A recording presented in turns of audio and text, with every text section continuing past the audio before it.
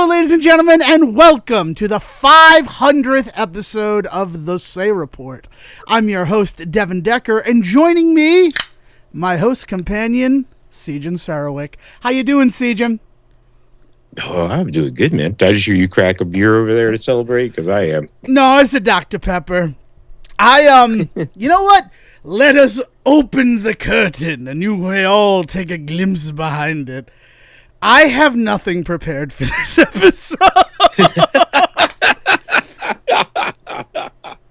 Somebody on this podcast, who shall remain nameless, has, been a busy little bee, moving and all this other shit. And I gotta tell you, I have nothing prepared. Do you have anything prepared? Just be honest with me.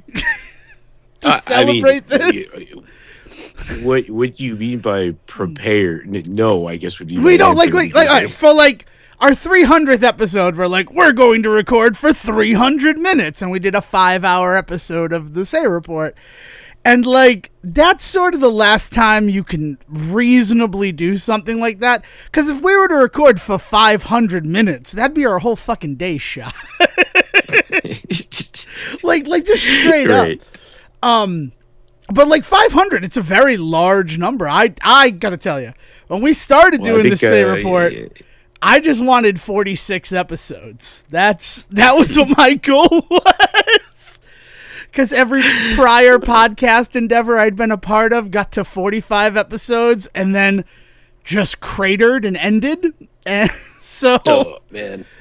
46 was the goal, and we left that behind years ago. Literally 9 years ago. yeah, man. And I gotta say, it's not that, I know exactly what we're doing for our season finale. The season 10 finale, I have all mapped out. The season 11 premiere, I have all mapped out. I have a crazy thing that, I'm trying to find the right time to pitch to Sejan for Easter weekend 2027. Oh. I'm excited to hear that. Yeah, all right. But for this, for 500, no, not really. I got nothing for this one, and I kind of feel a little bad, but I'm glad that we got Zach to do our disclaimer last week. Since we finally released the Transformers episode that we recorded in March. I'm also very proud of us for keeping a time capsule episode held back since March. I want to take that little victory lap there, right? It was for sure, yeah. Yeah. And then almost exactly 5 months. Sorry. There's probably 500 bits that we've abandoned, or we could really, or 500 promises that we've made and not delivered on. Although I think we did that one, didn't we? Yeah, we did. We have done. We have done that bit before. Or maybe 500 is the time then that there's no more bits. The show gets real. Okay, so yeah, this is where the Say Report stops being bits and starts being real. And now what's that? Oh, MTV has just sued me. That's the real world right there. No, I don't freaking know. I mean, so first of all, let's I was a little late to start the recording today. We started about 11 minutes later than we had planned. And that's all on me. And that's because I had one episode of Welcome to Wrexham left to watch. And I just wanted it off my plate. And I really wanted it off my plate because Always Sunny in Philadelphia's 18th season premieres either tonight or tomorrow night. I don't know how it works with streaming. I'm sure I sound like an idiot, but I know that I think it comes. I could look it up. I have a computer in front of you. Why don't I? I think the problem is you could look it up and you might even find multiple answers, because the problem is that nobody really knows. This is something we've talked about before on the show.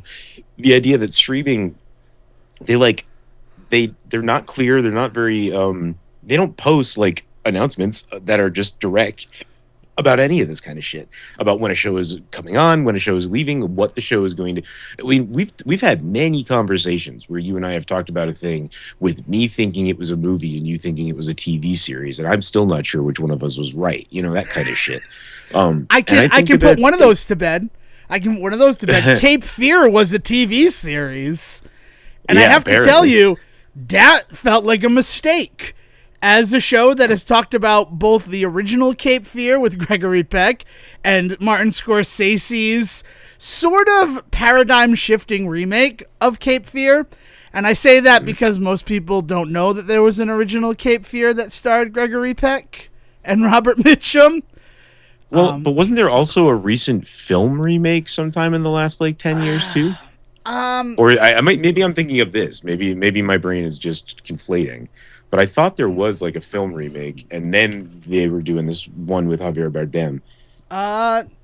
No. It looks like it was just those two, and then the Javier Bardem. I like that Javier Bardem is your pull on that, because my pull is Amy Adams. Amy Adams, yeah. I mean, Javier Bardem's the reason I wanted to watch it, to see him play that role that Mitchum originated, and then De Niro kind of, well, no, let's be honest, Kelsey Grammer perfected it in the Cape Fear episode of The Simpsons. Yeah, there you go. That is, I mean, the rake joke alone makes it worthwhile. That's the one where he does the entirety of the HMS Pinafore, right? Yes. That's the bit. Yeah. Really what, good. Never? No, never. Yeah. Bart gets it. Bart, plays into his hubris, as Bart often does with Sideshow Bob. Season 5, it's a good one. And it's just called Cape Fear, which I mean, maybe that's what you were thinking of. We're wasn't there another remake? Yeah, there was that one. But no, I was excited if it were a movie. I was going to be excited if it was Amy Adams and Javier Bardem, and I'm sitting down for 2 hours, right? And I'll even go a little longer, right? Because I think the Scorsese one's a little longer than 2 hours, right? I don't know. I have to be completely honest with you. I'm here. I'm on the internet anyway. Yeah, it's 2 hours and 8 minutes. The Scorsese remake, and then the original. And I love the original. If you've never seen the original Cape Fear, seek it out. I know that everybody's oh, it's so creepy, the stuff that Robert De Niro's doing in the 91 one. The stuff that he's doing in Cape Fear in 1962 is somehow more disturbing because it's all in black and white, and I don't know. That one is an hour and 46 minutes. So you could do it. You can watch either of those. And if the Javier Bardem, Amy Adams, I liked the idea of changing the prosecutor into a lady. I enjoyed that. I think that Javier Bardem, great choice to play, the guy who feels that he was wrongly convicted by this attorney. But then when it's oh, it's a TV series, I'm well, then I'm out, because I don't need to watch 8 hours of Cape Fear. Yeah, right. And the world kind of agreed with me. I've not seen it, but a lot of people were so this just became a legal drama, and that's not the fun of Cape Fear. The psychological horror is the fun of Cape Fear. Yeah, right. That's kind of the whole idea. Oh, man. But yeah, so Always Sunny, it does say that it premieres on the 17th, which means that I won't be able to watch it until the 18th. I mean, I could watch it live on FXX, which somebody approached me and asked if FXX was still a network. And I didn't know how to respond to that. I mean, the answer is yes, but I was a little taken aback by the question. What do you mean is FXX still a network? Well, we were going down the list the other day of things like Spike TV, which is, I think, back, isn't it? Or is it not back? If it's back, then it's back as a YouTube channel, not a TV channel. Because Spike TV leveled up and became the Paramount Network. That was the switch there. And then the Paramount Network, they blew up because of Yellowstone. And now we live in the world where we live in, where we have 2 spin-offs of Yellowstone, with a third coming. And I also say 2 spinoffs. I mean, those are 2 spinoffs that are currently on regular television. So you're totally right about them in ones. 2018 becoming the Paramount Network. But did you know that Spike was also a revolution or evolution of a channel? Do you know what they were before they were Spike? I do, and I kind of hate myself for not remembering, because it was up there with your TBS and your TNT, and then there was Boom. Was it Boom? I knew it as, and you probably are thinking about it as, because of what you just said, I knew it as TNN. which was yes. the Nashville network. It was basically the country channel there, country music channel. It was kind of CMT? like that, Yeah. but back in the day, right? They'd do a lot of like they do a lot of weird series on TV, like weird sports and things like that. There'd be a lot of country music options. There'd be a lot of like nature shows about like, but like specifically about like fishing or hunting, right? Like that kind of shit. It was TNN was one of those channels that was just one that was in those higher channels like you were talking about, and you pass through it, and every now and then you'd put something on that caught your eye there. I have no like recollection of any specifics from that channel, but I had no idea that TNN, the reason that they had gone away was because they became Spike TV. I can't think of anything. I mean, I definitely watched it. Like, that's the crazy thing, is that I know that that was definitely in rotation. Looking at the logo, like, yeah, I remember that logo. Wow, I didn't remember. Do you remember when Spike TV, like, originated? Were you there? Did you watch when Spike TV was new? Because I did. No. I'll be honest. When I was a kid, there was a long time where I thought the in-game electronic boutique slash GameStop, right? Like, I thought their inside television channel was Spike TV. So, like, I was aware of Spike TV, and I may have been watching it, but so much of my early days of Spike TV knowledge or memories come from in the incorrect assumption that I was watching it as I stood in like watching E3 clips. So while I just stood there in electronics boutique staring at the TV. God, there was a time to be there when Spike was new. Like, the whole idea of it as this is the men's network, right? Yep. Women have Lifetime, men have Spike TV. And that first day, Did they have Spike TV. Yeah, what's up? To keep it, no, just to tie it even more into our interests. Did they premiere with Stripperella? Because they were the ones that ended up having Stan Lee's Stripperella, weren't they? Yes. And that's exactly where I was going. Because the reason why I watched Spike TV the first day of broadcast was to watch Stripperella, the Ren and Stimpy adult party cartoon, the reboot of Ren and Stimpy, and Gary the Rat, to stay on the whole Kelsey Grammer thing, where he was the lawyer who was turned into a rat man. And he was still that show was fucking crazy. But I watched those because I was like excited. It was an exciting time in terms of like animation. Like, that's like, fuck all the marketing, like, just the men's network. It was great that we were going to have another spot that was like dedicating itself to adult animation. And it didn't last, right? I think all of those shows had 13 episodes and then went away. Gary the Rat actually did apparently have 2 seasons. Wow. I don't know if like how it premiered, but it did not last soon after that. Stripperella, I do also believe had 2 seasons, but I think they were short. I think they were 13 and 13. I might be misremembering that. But Stripperella is such a shame because like Stripperella is such a funny concept, especially because it is a parody. Like it is an outright parody of, and you know, in the same line as like the old animated Tick show was of those kinds of superhero shows. And it was at a time where I think maybe it was a little too before its time. You know, if you threw Stripperella on Adult Swim today, I'd be curious to see how it does, because at the time it was so much kind of selling itself as this niche product. It was going to be on the man's network. It had Stan Lee's name to it, but there was like swearing and nudity involved.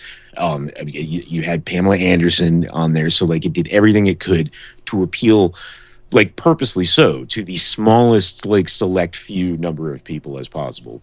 And I mean, you know, Gary the Rat I remember as well. I kind of in passing though, not as much as I remember Stripperella, because like, you know, I was definitely gonna watch a Stan Lee show and put strippers in the name. What? Like, yeah. So like there was that sort of shit. But like Gary the Rat was one of those shows that like I wonder how it would do now. I think that this was one of those kinds of concepts that was a little ahead of its time in terms of the kind of programming it was engaging with. the mentality behind it all was just so gross and could only have existed back then. Oh, yeah. I mean, it could exist now, Siege, and I don't know how often you dip into the darker waters of YouTube. A lot of YouTube's the Men Network now, too, which is kind of gross. As an entity on TV, though, right? Oh, yeah. As this thing, like, selling itself as the alternative network for dudes. Like, I don't think you could do that nowadays. And I don't think there was... And I think if you had tried to pitch something like that back in, like, the 70s and 80s, it would have been seen as unnecessary, right? But there was something about the early 2000s. I mean, I think a lot of it has to do with us going back to becoming a country at war. Okay. Like, there became this whole thing about masculinity needing to really put itself in everybody's face. And, you know, so there's a couple of caveats to that, right? That's always been the case. Masculinity always wants to put it in people's face, right? And I just happened to be coming of age at that time, so of course that's when I noticed it. But there is... And there's definitely examples of, like, people trying to make art for dudes before that.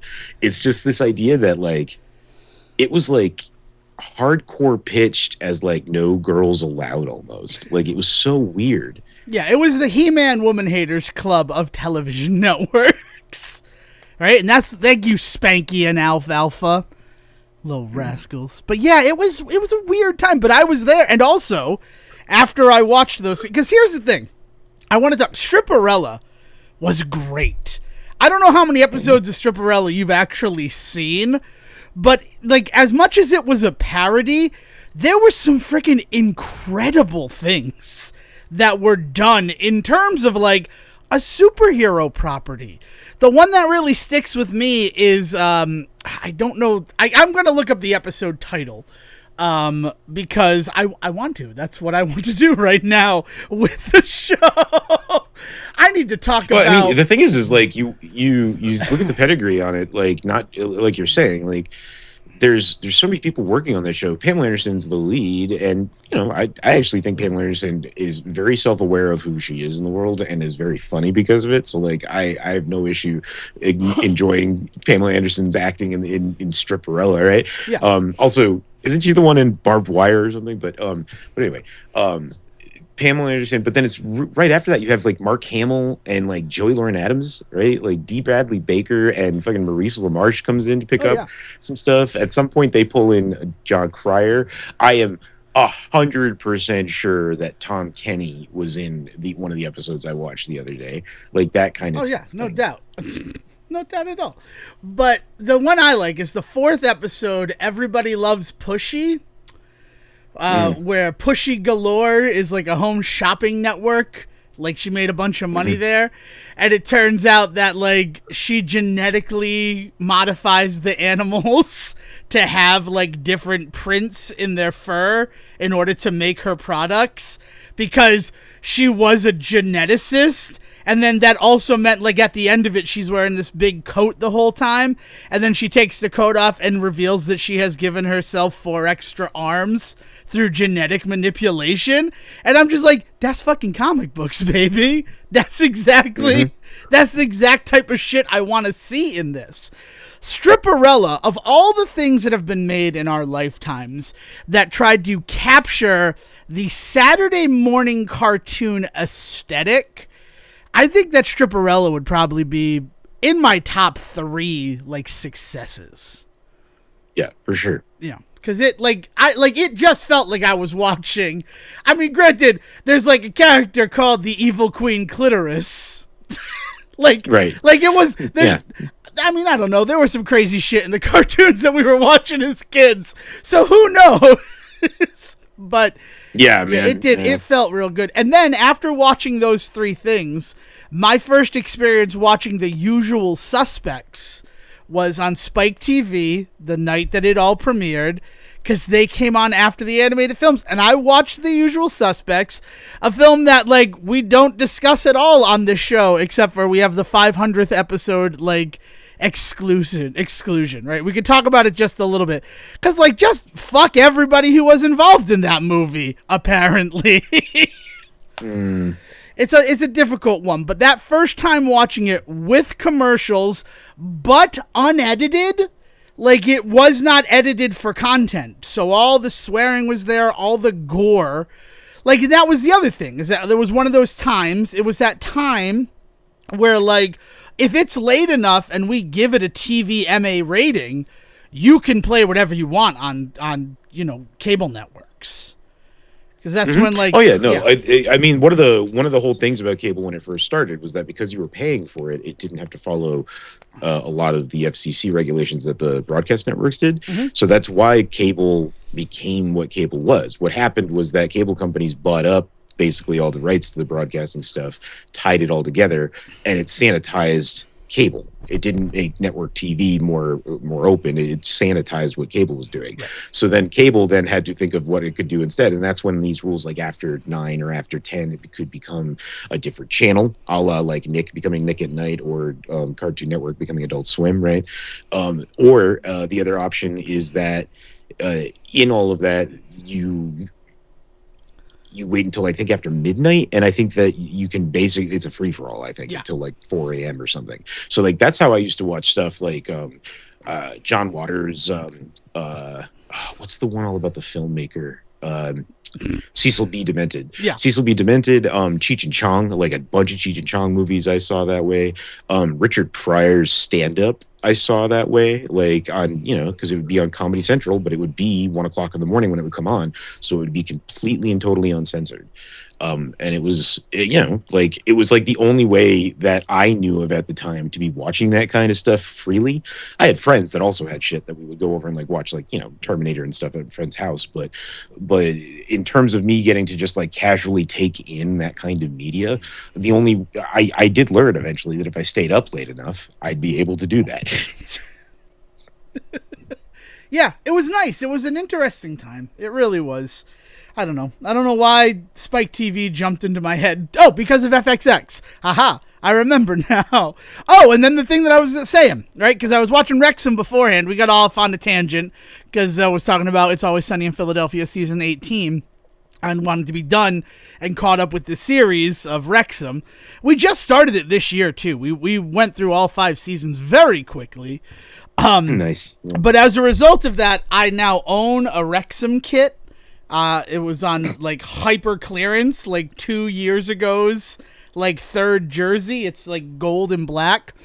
And it is my intention to be recording every episode of the next 100 wearing this shirt.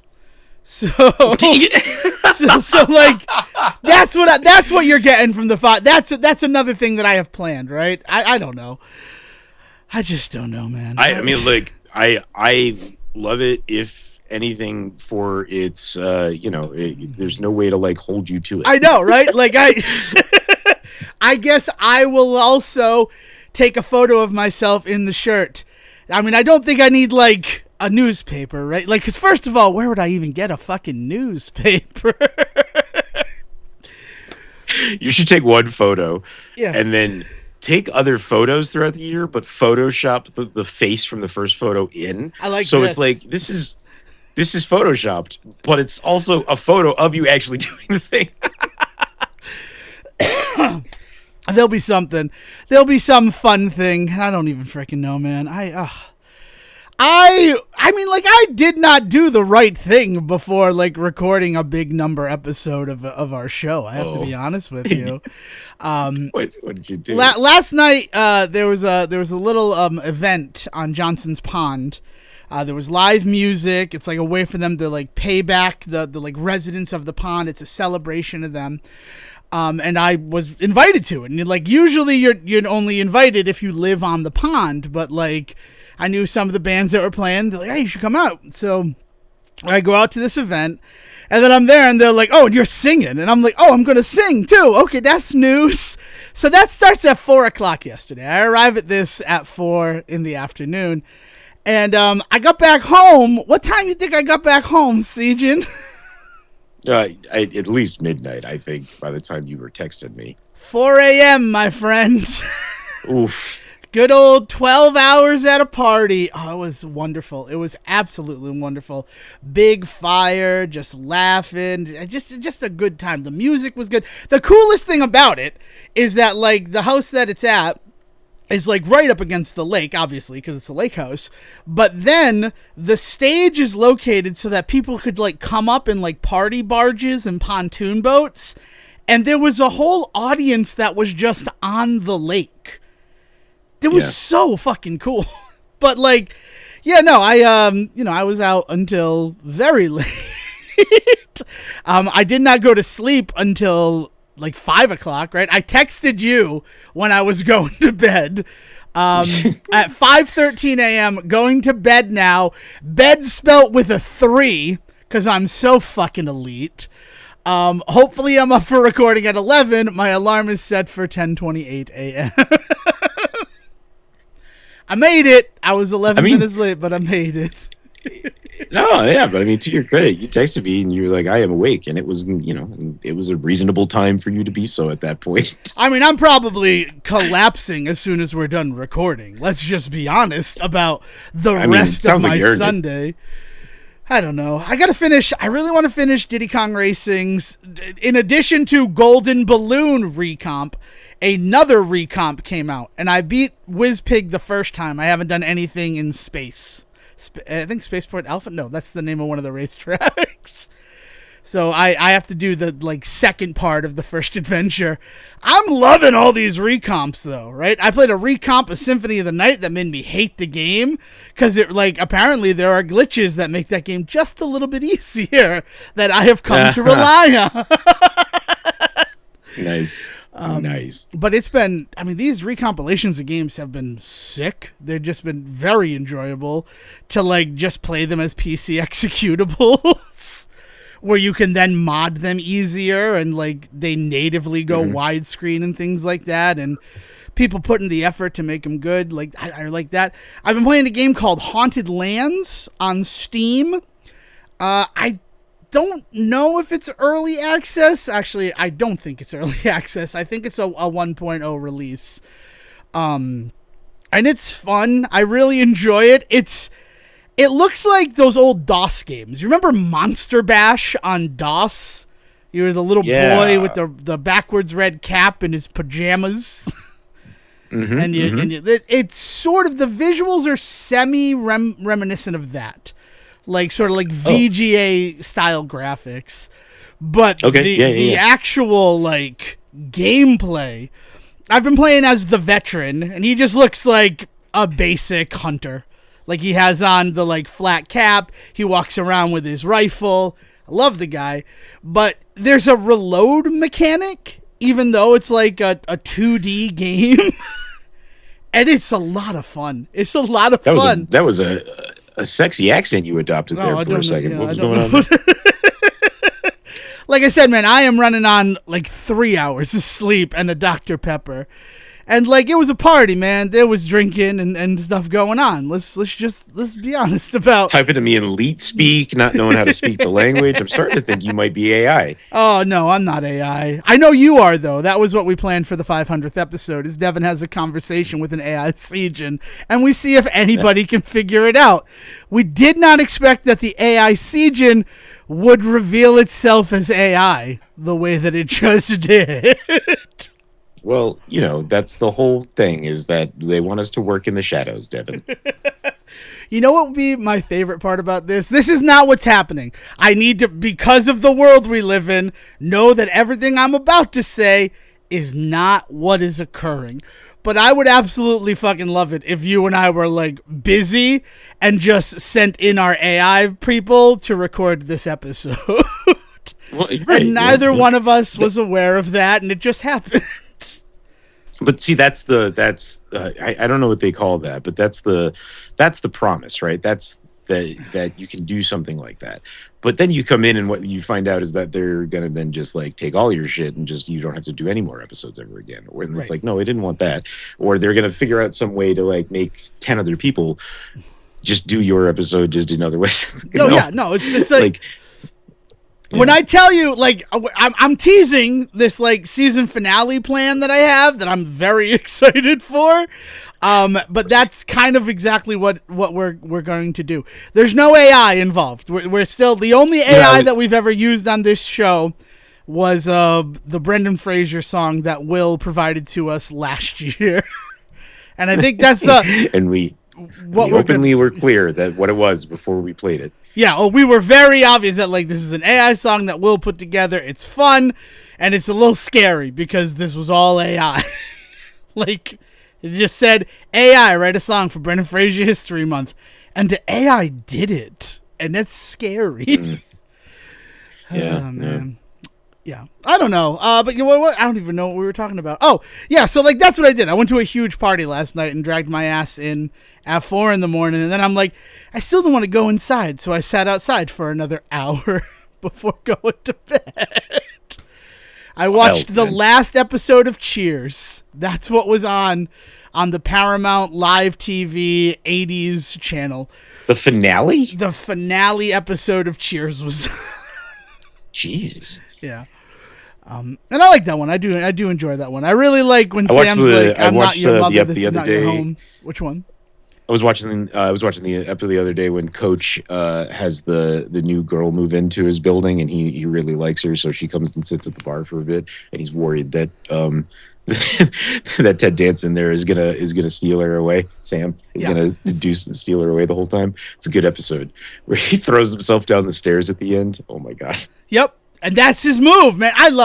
The nicest thing about the final episode of Cheers is the final sort of thing that you have Ted Danson doing is playing with the photo of Geronimo that was in Nick Colasanto's dressing room that was then put into the set so that he'd always have like a presence even though he had passed away. And like that, I mean, that hits me every time, but it really hit me last night that like this is the last visual. Is like it's after the whole sorry we're closed and the guy walks away before Ted Danson walks into the pool room, and I guess I don't know, like Cheers ends, but we see Sam Malone again in at least one episode of Frasier, so he doesn't kill himself in that pool room. Yeah. but yeah, it's that moment is really nice. I do, and like I was thinking about. We've been watching a little bit of the Women's Professional Baseball League. The Say Report Jr. is for real covering the historic first season of the Women's Professional Baseball League. But there's been just so many by the Boston team. Do you know anything about the WPBL? Not a damn thing. Okay. So it's 4 teams. It is the Boston Hunters, the New York Heights, the San Francisco Firebells, and the LA Queens. Those are the 4 teams. And so you got an East Coast, West Coast it makes sense. The coverage makes a lot of sense. It truly does. But there's just 4 teams, and they're just going to keep playing each other for these first 4 weeks, and then they'll have a playoff that all 4 teams are going to make. But we've been watching the games. Like, you had to get an ESPN Plus subscription in order to be able to watch the games, which is a little unfortunate. It's unfortunate that they're not getting any, like, actual airtime on ESPN, that they're relegated to the streaming network. Nothing like making a really historic move for sex, like, sex equality, and then, like, fucking burying it in the gatekeeping streaming bullshit. Okay, so, like, one of the craziest things is that, like, a lot of these women play banana ball. Like, they're on banana ball teams. And, like, the first couple of times that I opened up the ESPN app to put the show on, like, they are promoting the fuck out of banana ball. Like, banana ball is everywhere. And then I have to dig down until I get to, like, all leagues. And then, like, they're below the fold, the WPBL. So, like, it is not easy to find. And I gotta say, for, like, Disney bought Hulu, right? Like, the whole, one of the reasons why Disney wanted to get Fox was not just the X-Men characters, but they wanted Hulu's, like, design and UI. Like, they're like, wow, Hulu is a great streaming service, so we want to take that. I cannot, like, favorite the Women's Professional Baseball League, so that every time I go in, like, it will be, like, on some sort of banner if there's a game playing. Like, there's a lot to be desired from the ESPN Plus app. I understand why we have not had it until it was required to watch this baseball. But the Boston Hunters, sort of living up to their name, they have hit so many batters with pitches. like to a kind of absurd number. Like, some of the games are difficult to watch because they're all played at the same stadium in Illinois. It's not like they don't, there's no travel. Everybody is in the middle of the country at Robin Roberts Stadium in Illinois. And, like, every game just kind of looks the same. It all kind of just runs together, which is a bit unfortunate, I think. I think also I will say something that people that are not fans of, say, baseball would also feel. You know what I mean? Like there are people that watch MLB and would say the same thing. But anyway, sorry. No, I mean, like, people who, there is the nice thing, like, the term ballpark it comes from the fact that ballparks, like, the only thing that really has any sort of regulation is the infield diamond and then how far out the foul poles go. Anything else, you can do what you want. That's why we have, like, water features or the green monster. The green monster, yeah. So, like, that term ballpark it, I mean, like, ballpark stadiums, no two look alike. They do try to make each of them unique. But you're not wrong, right? There's so much baseball that is played, and it is very repetitive, and that leads to people not being fans. But when it is the same field, like, it's, and these games, like, sometimes the game will be like 16-2 after the second inning. And it's like, I want to keep watching, right? I want to support this. I want to see what this is, right? There's nothing that says that the next team comes up and doesn't hit, like, 3 grand slams to almost tie it. Like, this is the type of ball that is being played. But it's also, like, it kind of sucks out any sort of enthusiasm when you have such a run disparity between the two teams. Oh, yeah. I mean, that's true in any sport, right? Yeah. Like, we have talked many times about how it just kind of becomes boring when one team's just dominating. And, I don't know if we ever even said this on mic, but definitely off mic, we've talked about it. I mean, it even got kind of boring watching the Patriots some years because at some point, like, they won another game and it kind of fell out of, like, the necessity to be home on Sundays with mom and dad to watch the game because, like, I knew how it was going to go, and, like, that is a form of fatigue with this kind of shit, with this kind of entertainment. And so, like, it is definitely something that needs to be considered if they are intending this to be any type of moneymaker. Then these are the kinds of exact things they need to work on. That being said, I don't know if the solution is to, like, I don't know what the solution is. I don't know if the solution is to open to more players, and maybe that will kind of, a rising tide raises all ships, that kind of thing. Yeah. Like, if they get more players in that are more quality than not, and everybody's kind of trying to meet those standards, eventually people are going to get to be really good, right? And so, like, there's that aspect to it. But I think the bigger aspect to it is, like, by all accounts, are they just playing just regular old Major League Baseball, baseball? Like, they're not playing any special rules. They're not playing, like, it's not only 7 innings long. They're kind of playing college rules, which is weird. Okay. It's only 7 innings. Okay. And as disappointing as a 7-inning game is, the fact that they're playing, like, 4 games a week and every team plays, like, there's no rest for these women. They are playing. Is there a bye week in any of that for any of them? No, I mean, because you only have the 4 teams. There'd have to be there'd have to be a bye week for 2 teams. Like, they have days off. Like, they don't have games. Like, there won't be a game on Monday or something like that. Like, they have times when the league is dark, and that's it. And occasionally it's just like, there'll be one game in the night, so 2 of the teams get a break. But it is just, like, I understand it for their health, right? Like, there's no way they could be playing 9-inning games, and I get that. But it does lend itself, like, you asked that question, like, is it just regular MLB rules that they're using? It's not.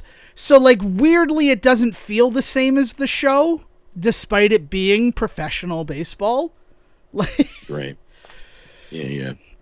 and and these, But maybe they need to lean into that, is what I'm saying. Is like, one of the other things that they need to figure out is like, what is their identity? If their identity is just like hardcore baseball, but just like, raising up women athletes, that's fine. They've got to own that and hold their athletes to a certain standard.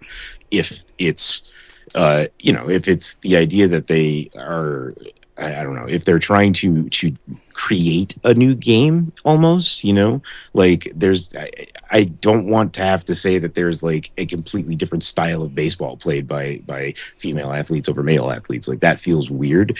But for the longest time, that kind of has been what we've had, right? Softball and baseball have always been that differential in like the circles I've rolled in, unfortunately. yeah, it's an unfortunate truth. It's just how that happened I don't to know. happen. Yeah. So, like, it's great that they're playing actual baseball, and some of these players are incredible. Like, it's really fun. Like, you get excited. And then, something unfortunate will happen. Like, one of the early games, the shortstop threw into home, and she ended up throwing so hard that she fell down. And, like, I've never seen a male professional baseballer do something like that. And, like, it just hit different in this way that, like, these are the best of the best. A lot of them played in the World Cup, right? The Women's World Cup of baseball. Like, this whole thing, like, to remove her, I enjoy it. I want to make sure that I enjoy it. I support it. If you have ESPN Plus already, check out some of the games. It is very enjoyable to watch. There's some great athleticism on display. I just think that they're in kind of a very difficult situation with just how much is being asked of them in this inaugural as usual, season. Right. Like, no, this is always the issue with these kinds of moves, right? Is like they try and do something to make any type of progress, and the problem is that in order to achieve that progress, they are being held to a standard that the people at the measured level are not. Like, we want them to be as good as, we want this game to be as fun as watching a baseball game. Okay. And then these are the standards that are applied in order to get it to that level. Okay. And it's just like, those are not the standards then that you then actually hold anybody to once they get to that level. It's unfair. It's bullshit. And I don't know. It makes these kinds of conversations really difficult because you can't have a lot of these types of conversations in good faith, right? Like a lot of the stuff being talked about these days with like trans athletes and I mean, even just like where teams are going location wise and stuff. Like you can't talk about sports or athletics anymore because the well has been fucking poisoned by assholes who like wanted to take shit too far, like saying things that were just cruel and unnecessary, forcing people to feel left out or unwanted. Like it's wild to me, like the way that the cruelty that has infected like athleticism as like an entire arm of entertainment in this country is completely like poisoned right now. It's hard to talk about any of this stuff. Yeah. And that's why, like, so I do want to make sure that everything I say, I do support it. I am watching the games. I am enjoying myself. I'm not enjoying myself, but I don't enjoy any game when it's kind of a blowout.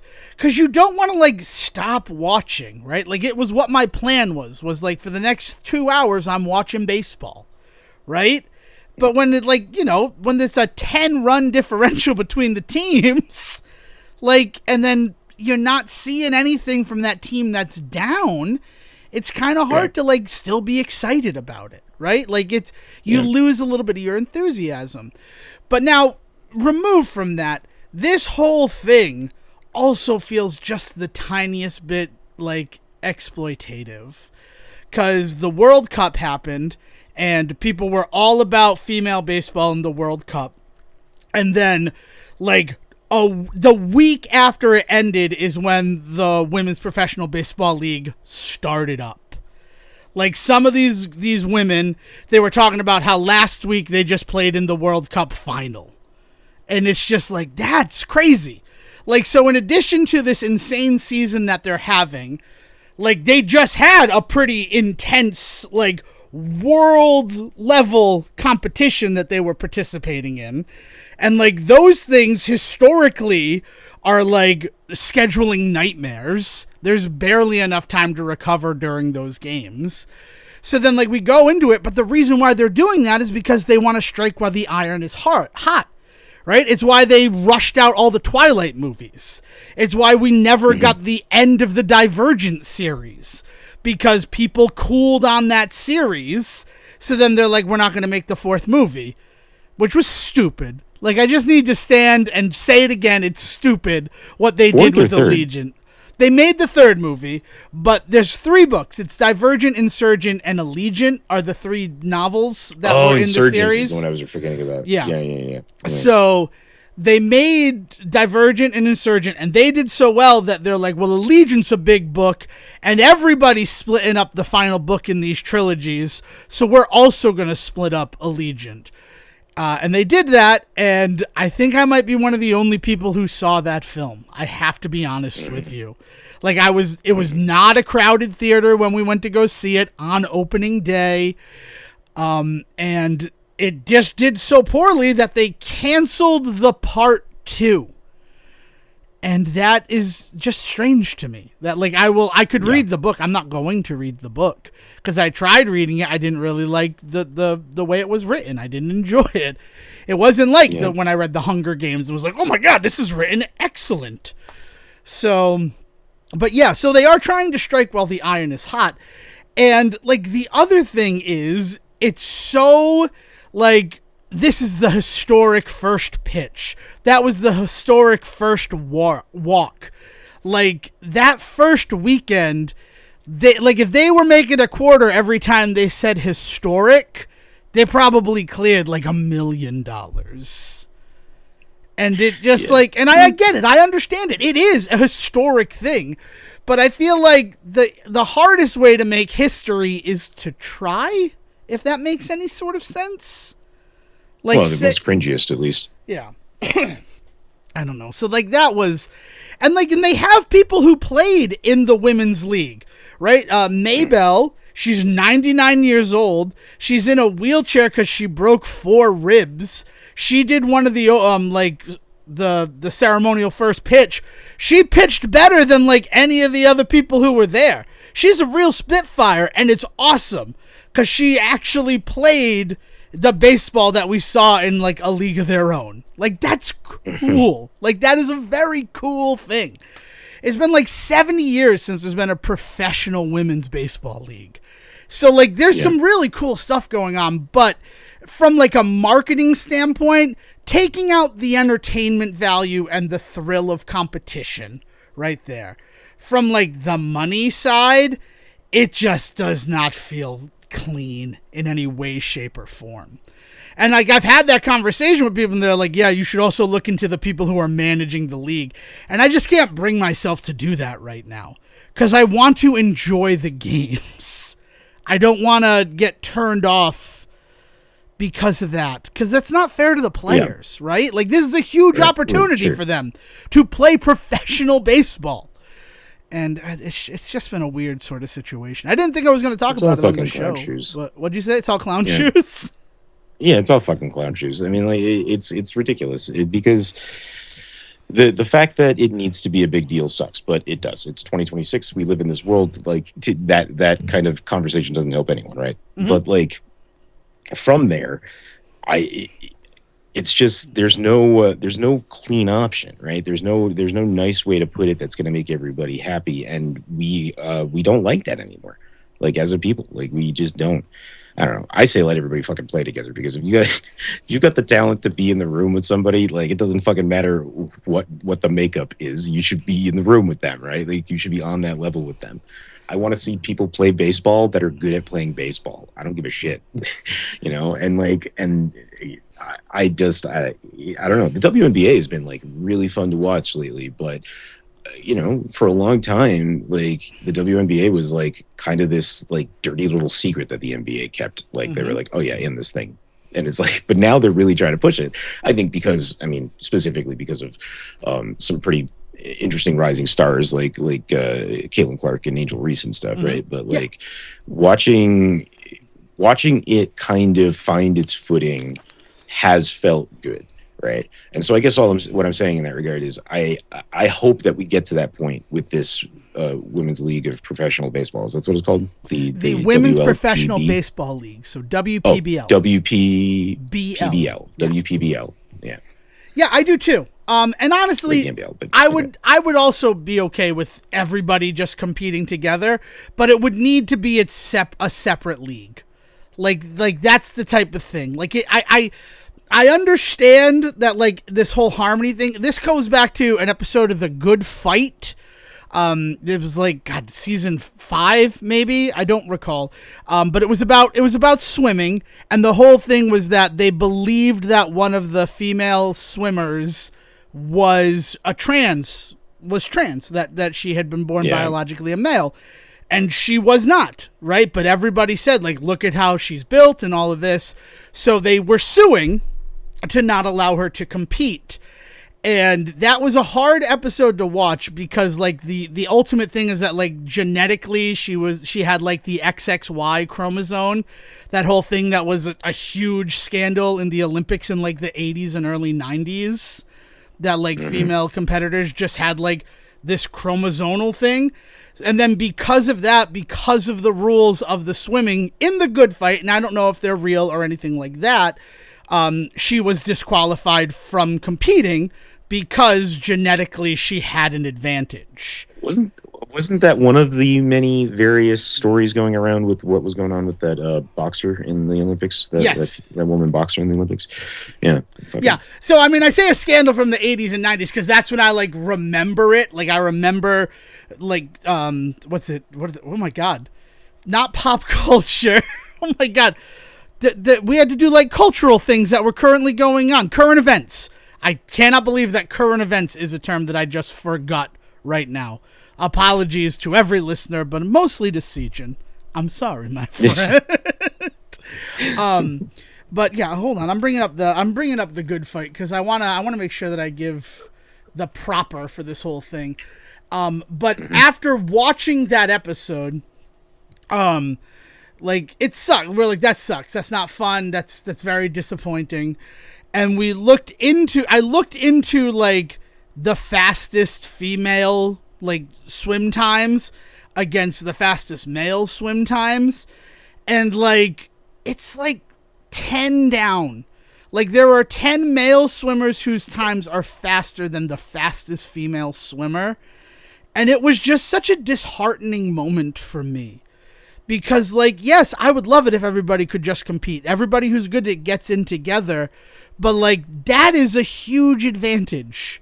Just, like, based on the data we currently have. What you would need to do for my utopian ideal, you know, of course what I said was overly idealistic in my youth. Like, that's, I know that. But, like, you would need to so when I was in college and I took my woke college classes that taught me all about Black Lives Matter, and what was the big one that they were all afraid of that we were learning in college that I probably was, and I don't remember, cultural studies or something. DEI, I don't know. I forget the big thing that they were trying to ban in colleges. It's been so many scandals in this administration since gender identity stuff. African American studies is a big one that they attack. Yeah. Like, it's but there was a specific word for those types of programs that they were using. I can't remember. But anyway, I took all those kinds of classes when I was in college. So like I'm their walking nightmare, I guess. A white dude in his basement recording a podcast at 38. But how many baseball caps do you have on right now, CJ? There's this kind of analogy that I've always really liked that I learned in one of those classes, where, like, if you think about the ways that you start a race, and we already build in the idea on foot racing that people start at different areas because it's more fair because the circle gets wider, but then add to that like people then, if you think about this as like a race, and like, you know, and white people are in the front, like that's, you know, that's just the model for what we're talking about right now.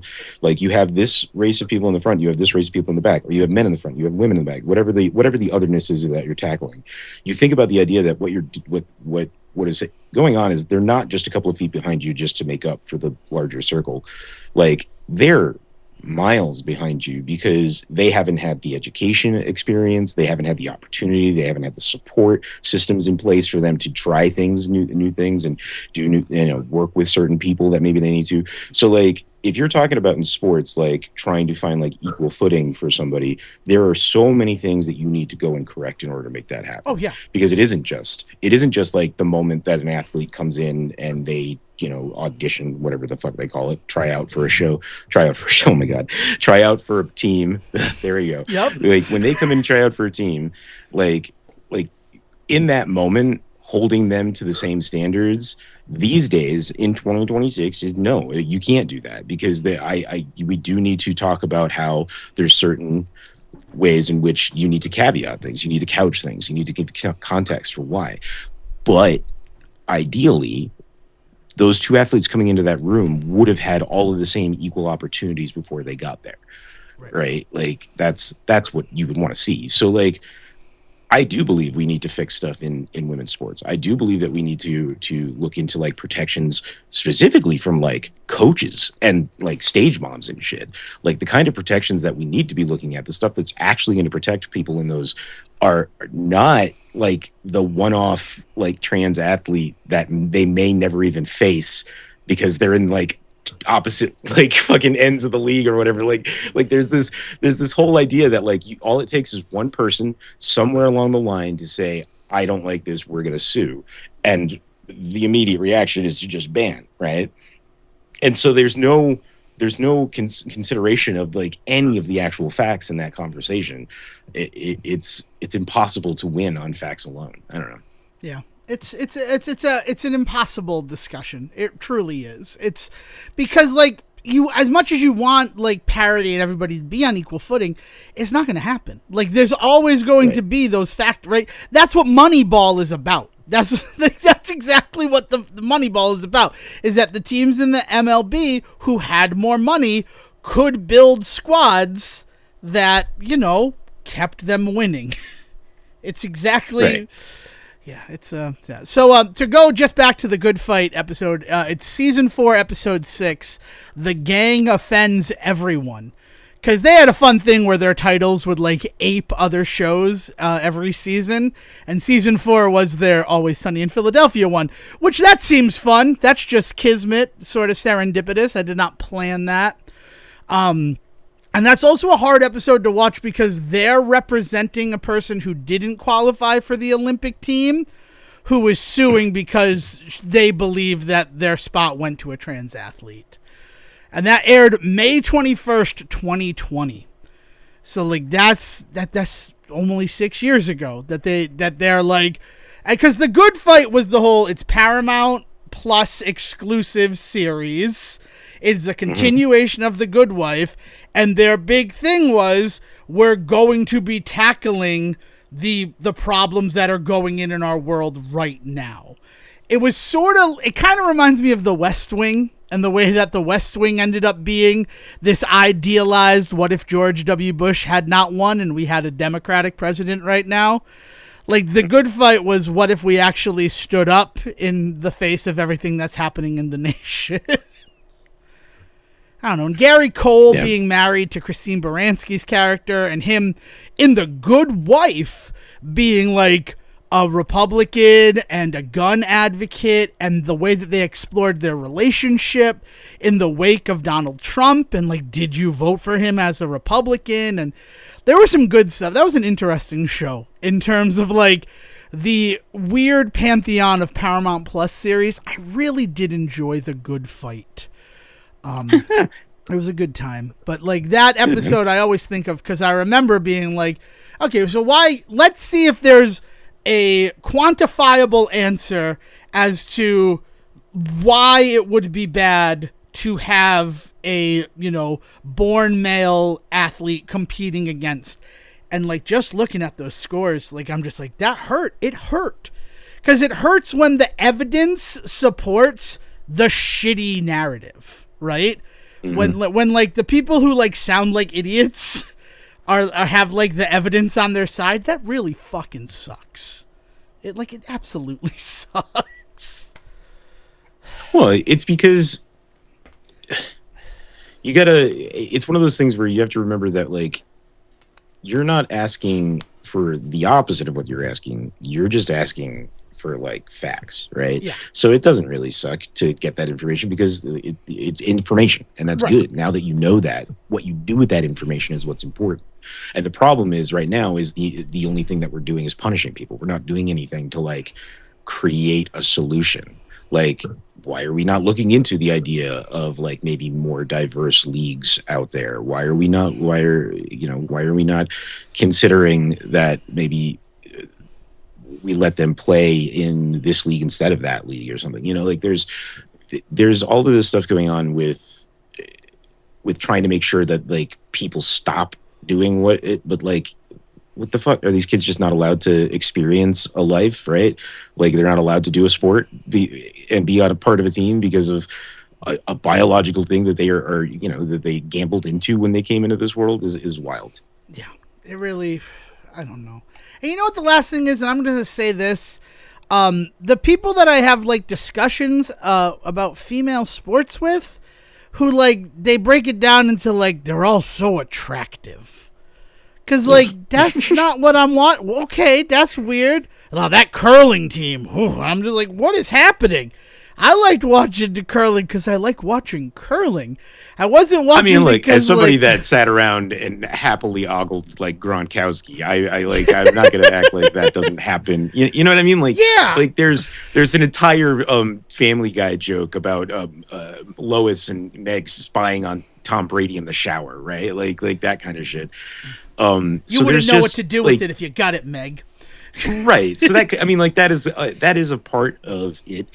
It sucks that that's people's immediate reaction, you know? Like, I think it's helpful if there is a really talented athlete that also happens to be charming and have good looks. Like, that's going to help a lot in getting them in the room with donors, getting them there's and all of this sucks, right? Like, that's the thing is like none of this is a nice conversation or fun conversation, but this is just this is the math that goes on. And as the little people that don't have any control over whether or not this conversation gets used or not, the best that we can hope to do is work within it, right? Exactly. I mean, at the end of the day, the sad truth of our world is everything is about money. Everything is about money, and they'll do whatever they can to get it. And unfortunately, we learned very early on, some might say it was the first thing we earned since it's the oldest profession, that sex sells. So, like, you know.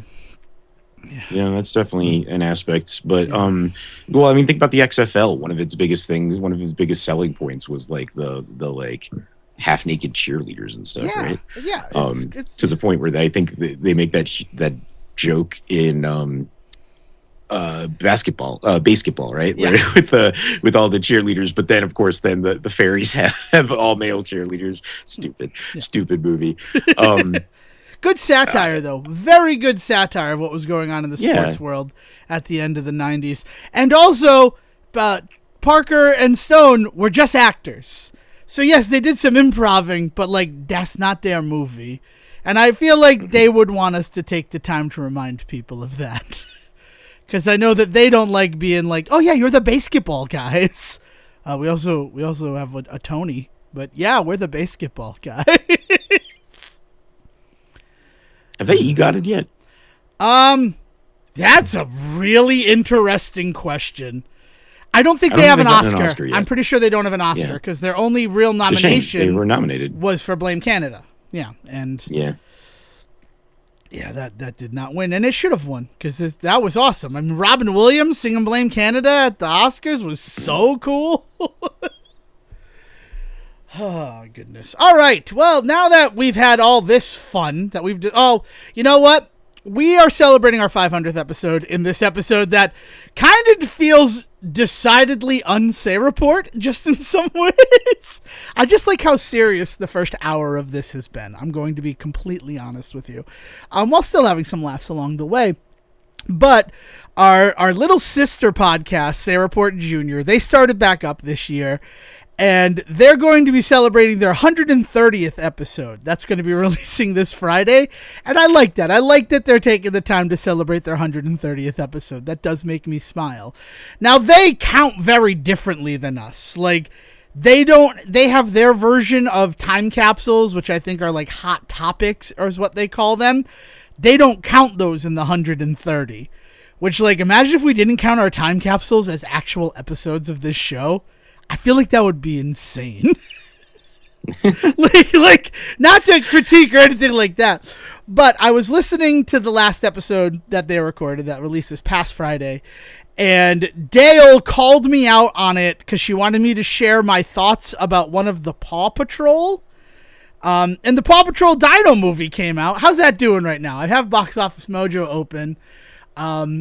It has currently made $39 million worldwide. Way to go, Paw Patrol, the Dino movie. Yeah, I think it was more about introducing the dinosaur concept for future toys than anything. So I think 39 million is just a nice like cherry on top. Oh, yeah. I mean, only 7.3 of that is domestic. Internationally is like 81% of the earnings. Which is crazy. But that's also one-day reporting, so we know. And I have tickets to see the Dino movie. I'll be seeing it this week. Because I'm curious, right? I like a good Paw Patrol movie, I'm not going to lie. Paw Patrol, do you know any of the pups, Sneejin? Is the first question that I'm asking you. Yeah. I remember that there's a dump truck one, right? So there's a cop one, there's a dump truck one, there's an ambulance one. There's no ambulance, but I really love that you and your brother both thought that there was an EMT pup. I think that's very funny that both of you guys said that. Is it a firefighter? I didn't think they had a firefighter. They have a firefighter. That's Marshall. Okay, Marshall is the firefighter. Chase is the police dog. Sky is the air pup. She like flies a helicopter. Zuma is the Coast Guard dog. Like he does water rescues. He has a hovercraft. He's cool. There's Rocky. Sorry. Rocky's who we're talking about. There is it Rumble? Oh my God. How come I cannot? Rubble. Rubble is the construction pup, and he's the breakout member of the Paw Patrol because he's got his spinoff, which I don't know anything about, but I feel like I should learn maybe a little bit about it. I didn't have time to learn about it for this. And then they have like guest pups, like there's Tracker. He's sort of like Indiana Jones as a puppy. There's Everest, and she's, a mountain rescue dog. She's a husky. She's really cool. But who we're talking about today, who I was asked to talk about on this episode of this series, is Rocky, who is the sanitation dog. He's in waste management. And I have... Oh, yeah. And he kind of becomes the team's fixer as things go on. But I have always believed, personally, that Rocky comes from the mob. And he's doing what he's doing now. He's working with the Paw Patrol to make up for the crimes of his family. He got out, right? But Rocky's father is the dog father. Or maybe he's in witness protection. I like that one too. Like he turned on the family and gave them all in, and now he's been sent off and is a sanitation worker with the Paw Patrol. Yeah, because the one thing the idiot's put himself on TV. Oh no! Witsec really loves irony. Yeah, you were in waste management, and now you drive a dump truck around. Hey, it's all I can put on my resume. What?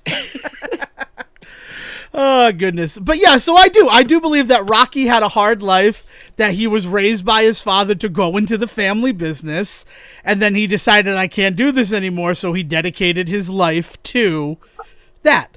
And I don't know why Dale thought this was some crazy thing. Literally everybody I talked to about the fact that he's in sanitation and waste management, their mind goes there. The Sopranos totally fucked a whole generation for that. I mean, not just The Sopranos, living in Rhode Island. True, dude. that's very true. We know what the mob was doing, and we know that trucking and waste management was a part of it. The Sopranos didn't make that shit up. No, right? No, they did not. But it definitely shined a spotlight on it. Right, but there's like jokes about the mob and waste management in like The Simpsons. Like there's yeah. references to Yeah. that shit. So like, yeah, no, I actually, you want to hear a cool kind of like true story about this kind of thing, is there was a documentary at Sundance the last time that I went, which was like the last true Utah only time a couple of years ago, called Middletown, and it's all about Middletown, New York. There's a high school there that has an AV elective class that is the school news. Right, you know, then the kids would come in early and do a broadcast for like the whole school, and then like they would do like projects and stuff for the quote unquote class where they would go out and research stuff, right? And one of the kids stumbled on some toxic stuff somewhere in the ground and like did some tests with some local scientists, and they were like, holy shit, like this isn't cool. So he did a report on it, and it ends up leading to exactly this, is that it leads to this waste management company that is basically pretty much known to just be a front for the mob. And now this whole like thing about like now this school, like a bunch of kids get in on like going up against this because they're like, hey, you're ruining our environment that we're growing up in. But then like they realize who they're going up against is the fucking mob. And it's a true story. Yeah, I know. Like you really did put a real thumb on it when you're like, we grew up in Rhode Island. Yeah, that's true. I've definitely been in the room with people who were made. Like that's just a fact, right? I love that Federal story. Hill. If you have ever gone out to eat in Federal Hill, you are complicit. Yes. I like that story about the guy who like walks into the pizza place, makes him the best pizza ever. But like, I love that. I love that like viral one that goes around every so often.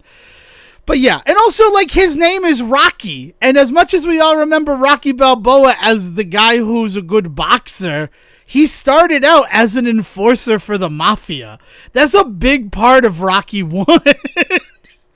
Is that he's a collection the whole reason man. that he wants Yeah, the whole reason he wants to get big is so that he can get out of that life, right? Yeah.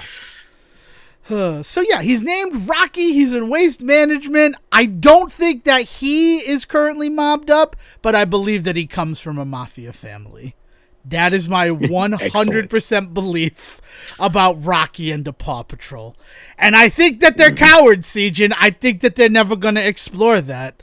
Though I think that, you know, Paw Patrol the Dog Father, and it's a remake of The Godfather, and Rocky has to, like, reconcile with going back home. Yeah, who did they get to play, play Martin... Marlon Brando? Marlon Brando. Who did they get to play him in that recent Paramount one that they did? Yeah, The Offer? In The Offer? Who the fuck played him in The Offer? Yeah, in The Offer. Who was that? Well, I'm looking it up right now. It was really good. I haven't watched it. I really want to watch it. In fact, you know what? Maybe that's what we'll start today. Marlon Brando. Justin Chambers. Okay. Justin Chambers. And let's be honest, right? Like Paramount owns Paw Patrol and The Godfather. They could do it. They should do it. Yeah. Don't be cowards. For anybody that doesn't know, he's been a long-standing actor and character on Grey's Anatomy. But in addition to that, he's done a bunch of movies. He was in like The Musketeer. He's in he shows up in a weird kids movie at some point. I can't remember that I really liked. Oh, is it Southern Bells? It might be Southern Bells. Wow, I know Justin Chambers. He played Brando. That's awesome. Yeah, and he does a great job. Like he does a really, really good, and specifically because you got to remember, like part of the whole point of The Offer, but point of the whole like story at the time is that Brando was losing his mind and like had given up on actually acting. Like he just wasn't acting any longer. And so there's all these stories about on that set about them having to like hide the script in places for him to be able to see it off screen so that he could remember lines and shit. He just showed up with the cat, you know. Yeah. He gets even weirder on the island Dr. Moreau, where he shows up with a literal like little person and is like, put them in the movie. I like them. And they're just like, who is this? Like, do you own this person? Like, what is going on? Like, he just walks into the room with this like little person who's just like, I want this person to be in the movie. Which then leads to South Park, funny enough. But in this on the set of The Godfather, like Marlon Brando was just like he was kind of in this really rocky place. Sorry, I shouldn't have used that word. He was in this really kind of transitional place from being kind of the god that everybody kind of thought of him as before to him slowly kind of just. I mean, he burned some bridges in his final years. Like, I don't want to say too much because I don't know like specifics, right. But I know enough to know that like his attitude on The Godfather was apparently the start of just some real like unfortunate times working with Marlon Brando, because you get told you're going to be in a movie with Marlon Brando and you're like, fuck yeah, let's do this. Like, make history. And, you show up and he's just like, not into it and has like a fucking radio in his ear so somebody can feed him lines. Yeah, it's I don't know. This is a nice reminder that we're going to be doing the Island of Dr. Moreau for something before the end of this season because it's the 30th anniversary of that movie. So I like that. Thank you for that tease, CJ. Yeah. Well, we could talk about how he was like accidentally talking about baseball scores one time on set because his earpiece was picking up a radio station and he didn't realize it. I mean, have you seen the documentary, Listen to Me, Marlon?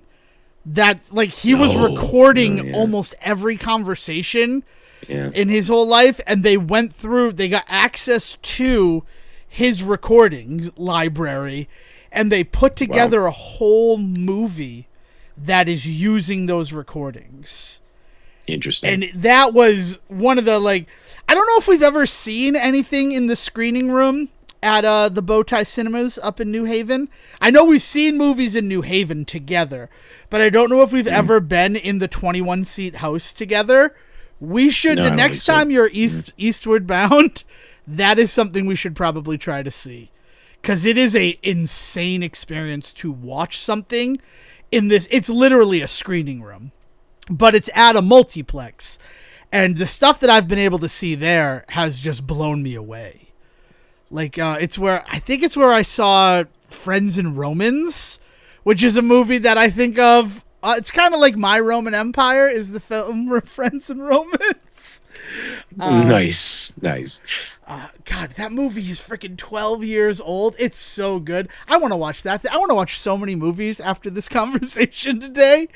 Oh man, I'm enjoying myself, Sujin. Which I guess feels like the time to pivot to talk about One Night Only. Are you familiar with the film One Night Only, Sujin? One Night Only, like, was that the name of the Woody Harrelson one? No. Oh, no. What's One Night Only? One Night Only is a rom-com that released on the 7th of August. I was thinking of that movie from a few years ago where they followed him around that night with the camera. I don't know if that's what that made me think of. No, and that makes perfect sense. I think that was like One Night in London was the name of that. I started watching it. Let me go. Woody Harrelson. Did you know that Woody Harrelson was in True Detective? I say that because that is what I am always reminded whenever I log into IMDb and search for that. Let's see. So it's probably would be a self role, right? Like he's not an actor technically in that. What is it called? Come on, Devon. Help me vamp, Siege. So it stars Monica Barbaro and Callum Turner. Oh yeah, so that's when I'm trying to think of the name of the London movie with Harrelson though. I'm sorry. No, I know you are. Okay. I just tried to vamp for you. Oh, you're vamping but he's talking about another movie. I want to make sure that people know. This is good too. Us fighting each other is fine. Yeah, this is the dumbest way Talk for me, okay? Not like that. Well, I didn't want to confuse people. Woody Harrelson. This is a fun cast, though, man. Like Maya Hawke and LeVar Burton. Yeah, it's crazy. Lost in London is the name of that movie. 2017 independent biographical comedy drama film. All right, now that that's out of the way, so One Night Only, hell of a cast. And it's directed by the guy who directed a bunch of movies that I enjoyed, that all of them went out of my head just now. And I feel real bad that I couldn't. Actually, I didn't really care for the one that was Glenn Powell and Sydney Sweeney, Anyone But You. But he directed Friends with Benefits, which I'm a big fan of Friends with Benefits. He directed the 2014 remake of Annie. He did Fired Up. I love Fired Up. Will Gluck is his name. So One Night Only. All right, here's what I'm going to say to everybody who is listening. This does not include you, Siege, and you're stuck. You don't get to leave. I'm sorry. Spoilers are coming for One Night Only. There's going to be spoilers. And honestly, what I'm going to say, like, as a spoiler, like, a lot of people are like, I don't know how much of a spoiler that is, but it spoiled the film for me. So you have until 1 hour and 20-minute mark of this episode before I'm going to spoil sort of the one thing that One Night Only has going for it. And we're now past it. You're listening at your own, caution for spoilers for One Night Only. Because we're about to go off the rails right now. And I apologize to you, the listener, and to you, the Siegean, for having to be on this ride with me. Look, man, let's do it. All right. So, I saw the trailers for One Night Only, and I'm like, this looks like my kind of movie. Two people, crazy adventure across the night in New York City, and eventually they fall in love. That's my type of movie. And then Dale reveals to me that there's this whole in the trailer, in the first trailer for One Night Only. Oh, yep. I know what this movie is now. Yep, hold it. Save it for when I get there. That like is the only night when single people can legally have sex.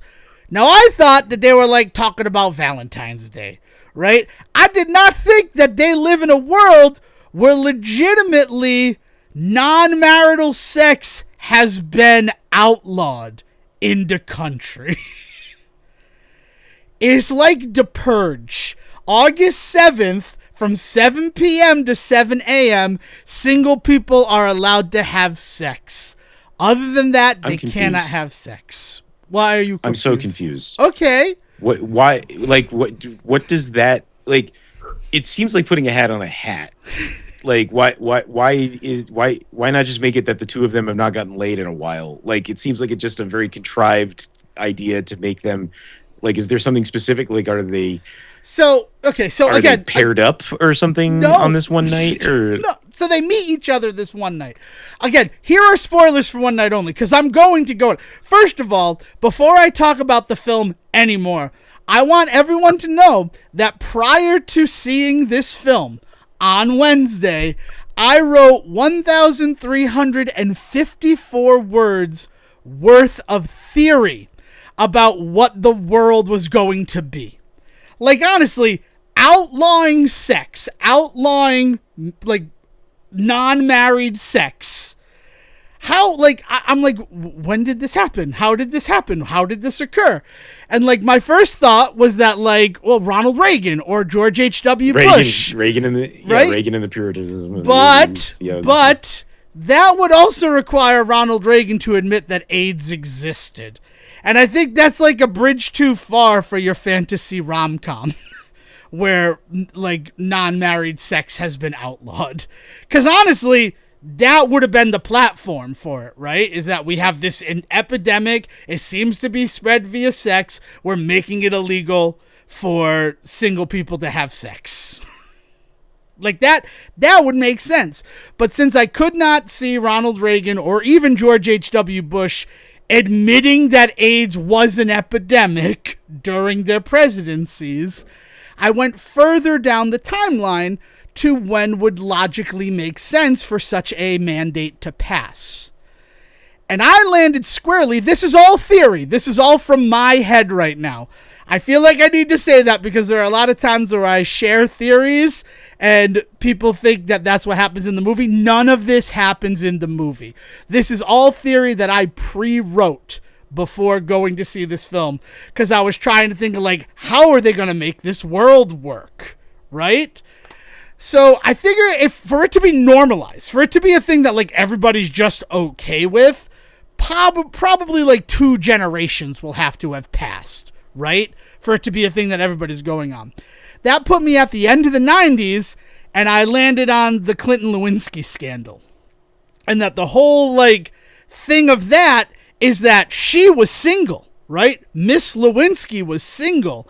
So, like, they vilified single people in the world because he would have done nothing wrong if the single person's the one who's on the hook for having sex. So that was... Right. Right? And if she... Yeah, no, the idea that if she had a partner of some kind, she would have somehow then not been tempting the president was a fucking stupid narrative. Exactly. It's a stupid narrative, but it's the type of thing that I could totally see, like, being the way that they avoided any sort of repercussions for Clinton, right? Is if they do this. And then they plan on, you know, maybe we'll lift that up, but then George W. Bush, like, runs on it, and that he still wins, and our world pretty much goes on. Though, I do have in my theory thing, it would be very bold if this movie opens and the Twin Towers have not fallen in a world where sex was outlawed in the late 90s. They're not going to go there, and they didn't go there. Because, Sejan, do you want to know how long it has been illegal in the movie for single people to have, it's illegal for single people to have sex?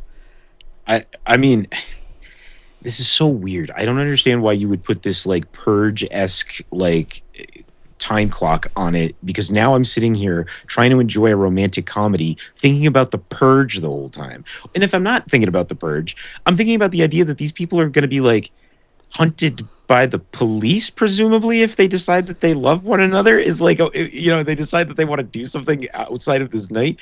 Sorry, this is not working for me at all. Oh, like one night only. It has to be like the first time, right? Is that what it is? This is the first time that this night has come up? The mandate, which is what they refer to it as in the film, has been going on for 3 years. 3 years. So that means, just like if we're going to assume that it's our world, right, that a Democrat was in the White House when the mandate passed. Which, I mean, at least I nailed that part, that it somehow would have happened with a Democratic president. It's a lot about fascism. The whole way that they detect if you're having sex is everybody had a biosensor implanted in their left arm. So, like, that means they're also tracking the population, right? Because it's not just for that. And if it's green, you're so good. Romantic. Yeah. If it's red, you can't have sex. If it's green, you can have sex. Like, that's a thing right there. So, like, at the time that the Purge starts, and honestly, calling it the Sex Purge movie, like, comparing this film to the Purge also does this film a huge disservice. Because it's not like some sort of crazy, like debaucherous night. I mean, there's some debauchery, but you don't really get to see it. Like, in fact, they toned down a lot of the sex and nudity that was originally in the script because the director felt that Gen Z, who they were marketing this movie towards, does not like seeing that in their movies. It's still rated R. Yeah, that does actually explain something to me, but he's not wrong. No, he's not wrong at all. The Puritan ideals are rearing their ugly head again. But that there's this thing that I've been thinking this whole time, and I've been trying to figure out how to put this into words in the right way. But there have been times in the history of just this country, we'll just talk about America. There have been times in the history of the country where we have, as a people, regulated the birth rates of others, be it indigenous people, be it slaves when we brought them over. Like there have been plenty of times where we have imposed those kinds of laws on people, and it has never been funny, right? Like using it as in and then I don't know if it's better or worse to what you're saying, that they tone down kind of all of that kind of aspect of it, because like that's just a weird. At some point, what is the benefit of that particular piece, especially if they're not even using that in the marketing? Like if it's not to hook people in to come and see it, like what is it about that particular detail that is important, that makes this movie this movie? Is there any reason why this rule needs to be in place? No, the truest truth is that the answer is no. The whole thing, like, 'cause I not that I wanted to like armchair fix this movie, but it seems like the reason why this exists is that Callum Turner, I cannot think of his character's name right now, and that's bothering me. Owen, I knew it started with an O. Owen is intending to propose to his girlfriend this night. So, like, he takes her out to a very fancy restaurant that has, like, a chef's tasting menu. Like, it's all, like, prepared.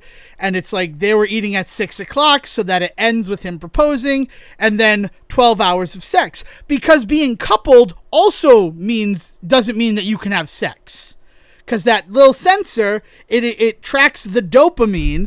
And if your dopamine goes up and it's in close proximity to another sensor, that's how they know you're having sex. They take the time to explain the science behind how they're tracking the sex stuff. Blood science. Are you and I not allowed to go to a movie together? Like, yeah, right. Like, and there's actually a scene where we see, like a poster of what is legal sort of outer course. Like, you can hold hands. You can watch a VR headset while your person strips in front of you. Like, there's some weird stuff on that. And I think about that and I'm like, so how close does the proximity have to be for you to, like, count it as sex? And then, like, the guy who explains the whole science behind it, he's like, yeah, I was a tech bro. I was responsible for working with the company that came up with the sensors. So now what we're working on is a drug that will actually mask any sort of release of dopamine. So, like, that whole guy, he's probably the best part of this fucking movie, because it's true. They created the cure for the disease that they also created. Right? This is amazing. This sounds like this has a really wild and interesting sci-fi story happening in the background. Yes. That is wild. That is a wild concept for a romantic comedy. Yeah, because it never comes up. My 1,300 words on, like, how this world would work, like, none of it was really touched on. My favorite thing that I was talking about was, like, condoms, right? Condoms have to go up in price. So, like, for a 3-pack of condoms is probably $100. And they do a whole thing about where, like, it's illegal to have sex on the night, because they just call it the night. It's illegal to have sex on the night without a condom. Because we also see somebody who gets arrested for having sex without a condom. I don't know how they track that one. I do not know how they track that one. But that's the whole thing, is that, like, they both end up at the police station for different reasons. Again, spoilers for this movie. I think I've made that abundantly clear. Owen meets a girl on a dating app, and she ends up robbing him. Very George Costanza in the Subway episode. And she ends up almost hooking up with a guy who's on probation because he has sex even though he's single. So she's brought in as a witness to that whole thing. But to go back, so his whole plan is to propose. And then she says to him before the ring comes, because he put it in an ice cube, which is stupid. I just want everybody to know that. Hiding an engagement ring in an ice cube is stupid, because it takes ice a long fucking time to melt. I'm done. There's my little rant about that. And that's real world shit. But so before he can propose, she says while they're eating that she wants to have sex with somebody else that night. And it's like, oh, okay. Instead of having sex with him. So then she's like, and you could go out and have sex too, right? Like, it'll be this thing. And the guy, like, we see the photo of the guy, it's Glenn Powell, that she wants to have sex with. But he's playing some character with a crazy name who lives in their building.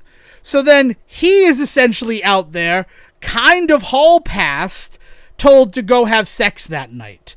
Meanwhile, Monica Barbaro's character, she's only had, like, shitty one-night stands the last 2 nights. Tonight, she wants to find something real. She's hoping to find, like, an actual person she could spend the rest of her life with. And they run into each other, and they keep running into each other. Because they're not, like, their stories are very parallel tracks that just happen to intersect every so often. until the end of the film. And, like, looking at the movie, all you need to do, you do not need the high concept sex is illegal thing, right? As much as it would upset Sejin, just make it a fucking hall pass movie. You make it that he proposes, Owen proposes to his girlfriend, and her response is, I want to have sex with Giancarlo. What? Before we get married, I yes, do want to get married. But... I want to get married, but before that, there's a guy in our building that I want to have sex with. I just want to be honest about that with you. And then once I get that out of their system, I would happily marry you. And then she's like, and you know what? You should do it too. So then he has this hall pass to go out and have sex this night. And, and he's still wrestling with the whole, I want to marry this girl. Should I do this? She's going to do it. Spoilers for the movie. She ends up not having sex with the guy. She says, I couldn't go through with it. He ends up not having sex. Then they're together and he realizes that, like, no, but I don't want to be with her. I want to be with Monica Barbaro. So they get together and they end up not having sex because they're like, she has this whole thing about, I like the build up. So then they wait a year and it's like 1 year later and their things go green and they just go have crazy sex, I would imagine. One imagines nightly.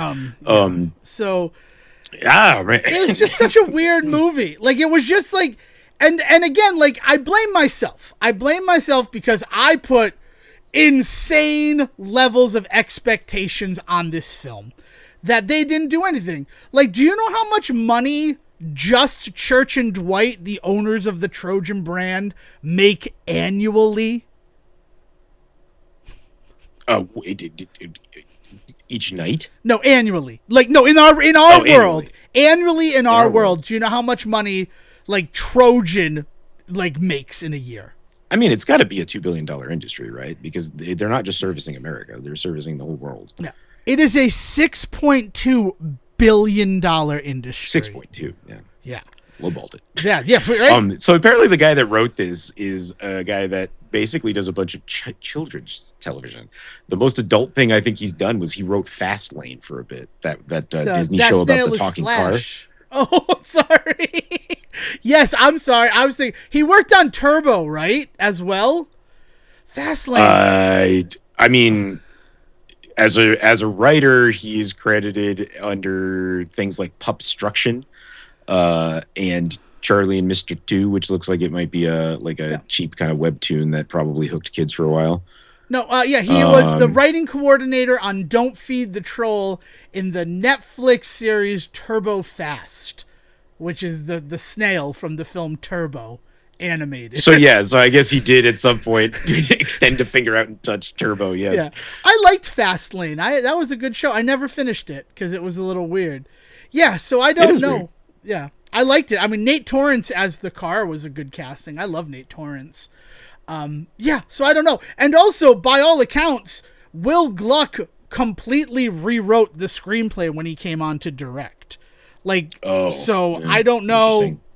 And which is also kind of crazy because apparently the screenplay, I'd love to get my hands on the original screenplay, and I'm sure that I could actually do that because it was on the blacklist for 2024 as like best scripts that have not been made into movies yet.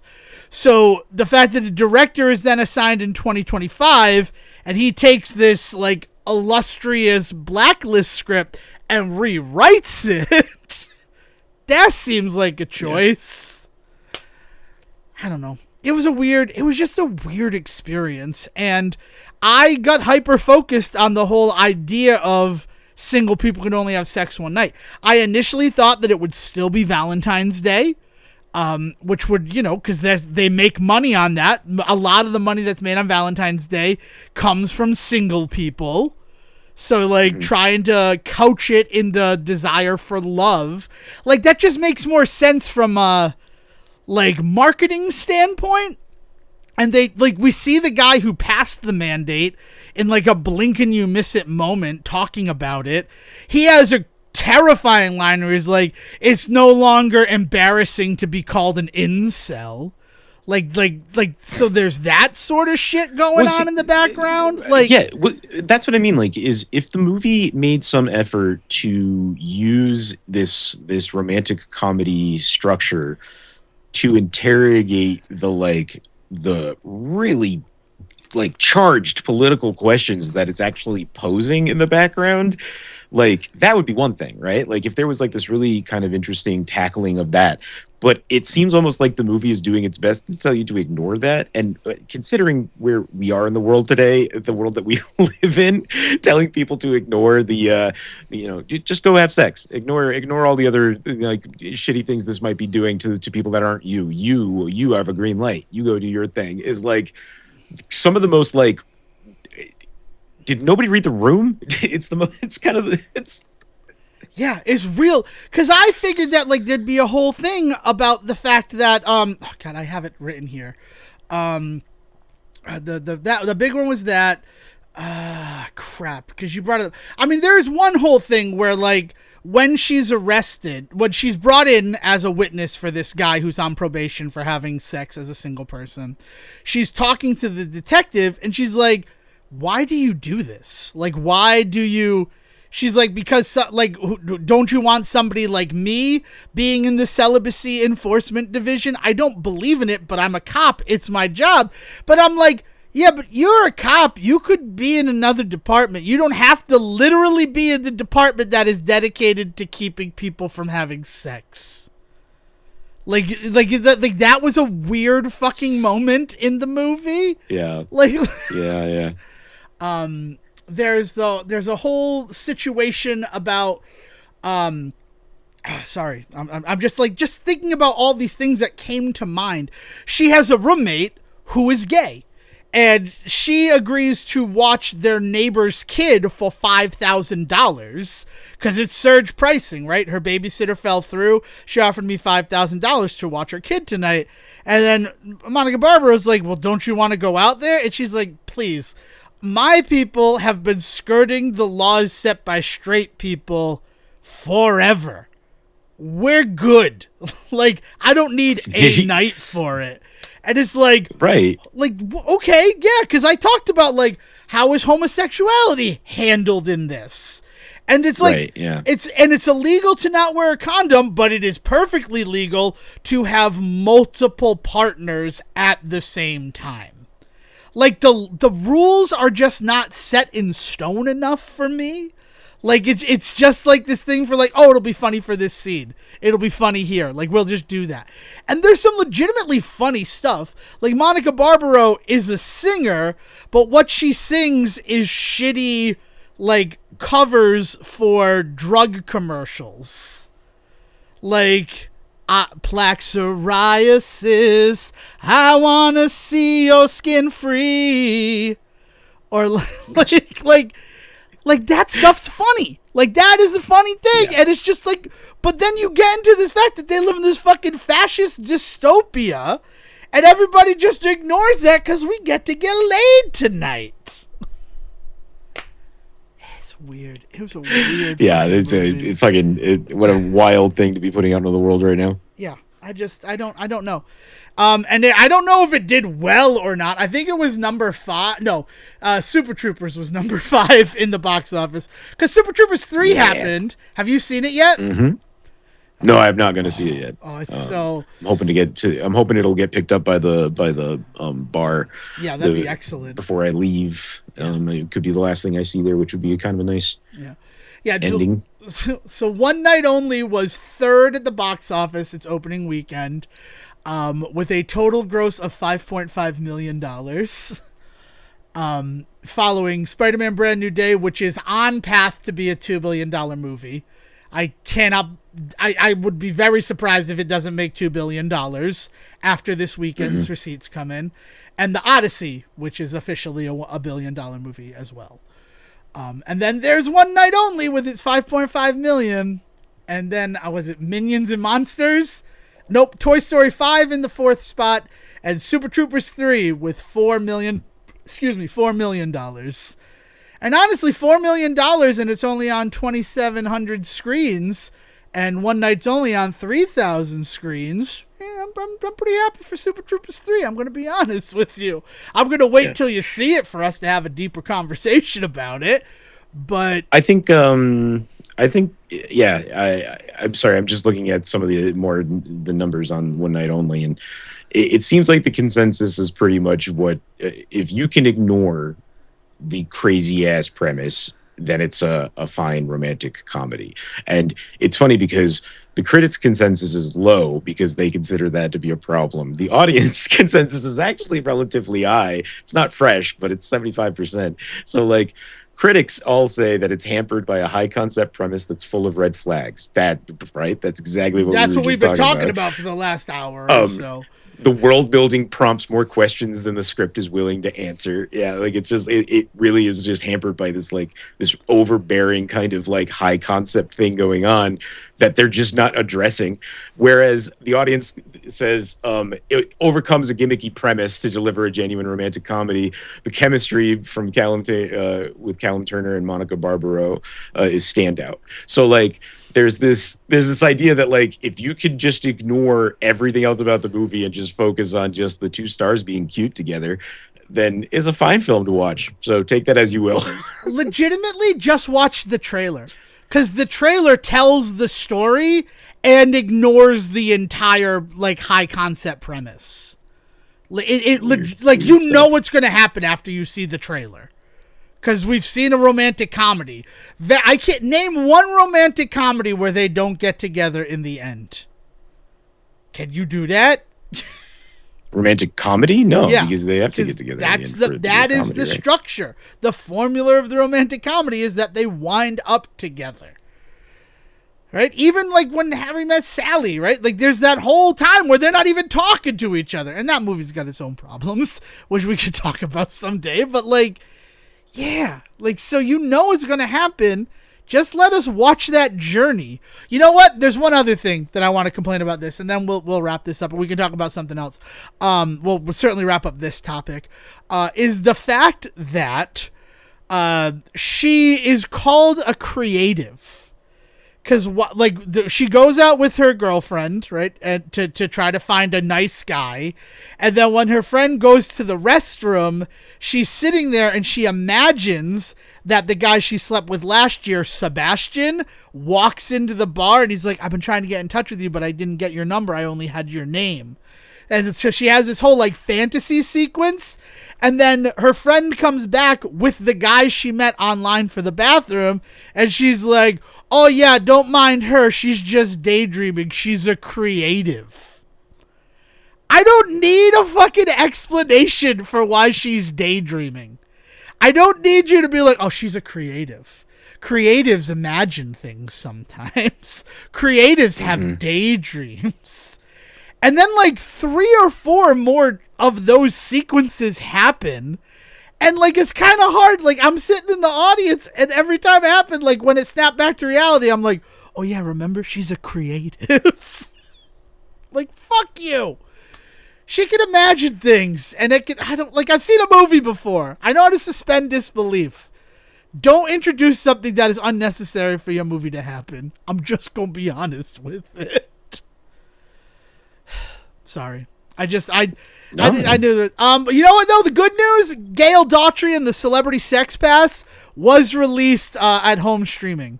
So go watch that movie because it's fucking awesome. Really love that movie. Oh man. Even though it only had its 1 week in theaters. But yeah, it's out there and God, it's so enjoyable. David Wayne, not that he really went anywhere, but like this feels like what he was doing in the beginning. I didn't really like They Came Together. Ironically, another romantic comedy, kind of a spoof. I actually think they don't wind up together in that one, but again, it's a parody, like satire of the genre. So That's how you would do that. So how do you feel about the ending of My Best Friend's Wedding? I hate My Best Friend's Wedding. The reason why I called Julia Roberts a cunt on this show is because of that movie. I hate that movie. It's so, and I don't know. Granted, I didn't. Would you consider it? But would you consider it a romantic comedy where the leads don't end up together? Is all I'm asking. No, I feel like it's first of all, we've talked about how much Julia Roberts loves like approaching the paradigm and being super meta, right? And these are all just theories that we have. This has been a pretty good like greatest hits of Stuff Siege, and this has been a good episode for something that admittedly I had nothing prepared except for I'm going to wear a gold shirt and nobody will see it. That movie, I don't want them to get together, if that makes sense. Like, that whole movie, I'm not rooting for it, so I get the outcome that I want to have happen. If that makes sense. That's what I was going to say. Yeah. She does end up, because doesn't she end up kind of being flirty with her friend the whole time? Am I making that up? Well, like, she realizes now that the guy who was, like, always her safe bet is getting married. She's totally a fucking toddler with a toy.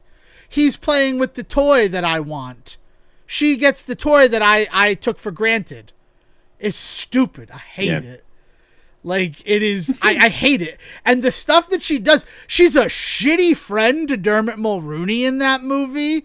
She's like real shitty to Cameron Diaz. Like, it is the cuntiest that Julia Roberts has ever been in a film is My Best Friend's Wedding. I hate that fucking movie. I guess maybe you wouldn't consider a romantic comedy in that regard then. No, because it's, I don't know. I mean, it's very much the setup for romantic comedies, but she's never a sympathetic character in that film. Like, it's like she's just jealous that somebody else is playing with her toy. It's almost like we're watching the romantic comedy of this dude who has had a girl his whole life he thought he was going to marry, but then meets a new one. And the girl he thought the whole time is the villain who has come in to try and break up the new. Yeah. I mean, it's kind of why I don't like the film Just Friends, right? And I know that can be a point of contention with you, and I'm sorry about that. But I really just don't like his actions in that movie. I don't like how Ryan Reynolds acts in that movie. It makes it difficult for me to watch. And I know I mean, that movie is not that movie is not hard for me to talk about. That movie is of its time in a really big way, right? Ryan Reynolds made a lot of those. You know, Van Wilder was kind of his big like breakout role, and that is, I think, a prime example of exactly one of those kinds of movies that, like, when you saw it when it came out, it was funny, it was even a little progressive in certain places, and like there was something to it that made it feel special. Going back and watching it now, there's no way to capture that because so much has changed. We've learned so much about different people. Like, there's been so many different evolutions of how to read like some of the context of that film. It's just not the same movie anymore, right? And Just Friends is in that same vein, but I don't think it's nearly as worthy of the kind of return that Van Wilder is. Like, Just Friends has some really bad like fat shaming bits, and there's all of the stuff about the incel nature of the bad guy in it there, Dusty, played by Chris Owens, right? Yeah, isn't that his name? I believe so. I think it's Oz, right? From yeah, it's Oz. Yeah, it's Oz. Like he has this whole like incel storyline about how he basically like spends like years planning this revenge and like gets hot just so that he can like take her out and dump her. Like it's fucking gross. Like, it's a gross movie. So like it's hard to tell anybody to go back and watch that one. Like I could say some of the other ones. Do I watch it? Yeah, I've watched that movie. I've like every few years I get the itch and I watch Just Friends because it's also a Christmas movie, I think. Yeah, it's a little. Yeah, she's visiting his hometown during Christmas. yeah. You know, and it's Anna Faris plays the crazy girlfriend that is messing everything up, and Amy Smart, who I like very much, is the romantic lead. Love her from fucking Road Trip. Oh yeah, she's great. I mean, I do. It's all great people who are in the film. The problem that I have with it is that I didn't see it in 2005. I saw it in 2015, and I think she's in Road Trip, but I meant Rat Race. I want to make that clear. She's the one who has to like. He's in Austin, Massachusetts. Yeah. No, Rat Race. God, that movie's hard to watch now. Just because of that Joe Pera episode. But we can talk about that later. But yeah, it is. It's something about like, I understand why rom-coms were the du jour of the 90s. Like, I understand it. It was a good way to put attractive people in front of audiences. They were relatively easy to make because they are super formulaic, and you'd get huge returns on investment for doing them. So, well, and there's a history of romantic movies to go dive into. Like, right. People can go back. There were remakes, there were reimaginings and all that. People think that shit was new in the 2000s. It was not. Like, they were doing that same stuff. They've been doing that stuff all along. So, like, the 90s, one of the big things that you saw was that any story was up for grabs to make a romantic version of it. Yeah. Which is like, I'm looking forward to like 20, 30 years from now, if film still exists, right? Which is a scary thing that I just said that is true. I would absolutely love, and it's crazy because I kind of hated One Night Only, where there is a bigger thing going on in the background that they do not address. But I think it would be fantastic if we saw a movie that was set in New York during the invasion of New York in the MCU. Just like normal people having their day. And then suddenly the fucking Shatari show up. Yeah, but you know what the beauty of that is, though, is that we do have the ability to kind of explore more of what was going on, right? Like, there is a depth there. The problem with One Night Only, and it seems, and from the critic consensus and everything that you've explained, is that it's one movie alone, and there's no reason that you're ever going to go back to the story. So, like, this is your one chance to get it out there, guys. And so if they're not doing that, then it's really just an odd choice, a weird choice. You saw a weird movie, man. What would really work with it, right? On one hand, I want to write the Avengers to the One Night Only. I want to write that world. I basically have a freaking what the hell is it called? A treatment. I have a treatment to write a movie about that world and actually focus on the things behind that and the political conversations that led to them outlawing single sex. I have the seeds of it. I could water them if I wanted to. But what I want them to do with this premise is, you know what I thought was going to be the dumbest thing in the world? A sequel to The Purge. I loved the first Purge, and I remember I was sitting with strangers at dinner, right? Like, I was at like a family-style restaurant sitting with strangers, and I was talking with the patriarch of this family, and he's like, did you hear they're going to do a sequel to The Purge? And I'm like, that sounds like the dumbest thing ever. Because what are you going to do with it? Like, we all get it. Like, the concept has happened. We understand. Like, how do they do it? And then I was super happy with the Purge sequels. The only one I haven't watched is the first Purge. Because, I don't know, that doesn't seem fun to me. Like, watching the world where it's established and how, like, that reflects our world was interesting. Yeah, the sequels are a different type of movie than the first one. Yes. The first one is much more in line with, like a Funny Games or Hostage or something, and it's just hard to watch. Yeah. Ethan Hawke is great in it, though. Oh, God, everybody's great in it. God, that is an interesting movie, the first Purge. And then the way that they expanded the world was literally that first movie takes place in a house, and then we just see a broader world and how the Purge affects things. Like, those are what the sequels are. The scope gets bigger every episode. Every entry into the franchise. One Night Only. Then you get to the show. Then it's every episode. Yeah. Well, I haven't seen the show. I'll admit that as well. I haven't seen the show either. So I've seen the first four movies. So, yeah. But what was I talking about? Okay. So One Night Only, if this movie made gangbusters, and I don't think $5 million on what was probably a $20 million budget is considered gangbusters in Hollywood math. I do think that it's probably going to have a better weekend this weekend because there was a lot of word of mouth. The Wednesday showing that I saw at 6:45 was sold out. And that was crazy to me. That, like, I saw a movie at 6 o'clock on a Wednesday night and every seat in the house was filled. I was not expecting that for One Night Only. Yeah. So I do think that, like, word of mouth has gotten people to go see this film. And if it were somehow to be like gangbusters successful, what I would love, and because you've established the framing device, right? Sex for single people is illegal. Every year, you fart out another story of two people on the night of the sex purge and how they come together or fall apart. Yeah, just Hallmark movie this shit. Yeah. Just like pick one event and then make 5 movies around it, and you know you can crank them out for years. Exactly. People won't like the Anthology. middle chapter because things got too dark, but people will love that in the 4th one they finally had a homosexual couple. It'll be great. My favorite thing is that the one with the homosexual couple, they'll shoot the exact same script, but also with a heterosexual couple. Like, Well, that's the 5th one, right? Right, Yeah, no. Oh man, I want to look into those someday. That Hallmark movie that is the she has gay parents and straight parents, and it's just the same movie. Otherwise, yeah, no, they do that a lot. There's one where there's a story about 3 sisters.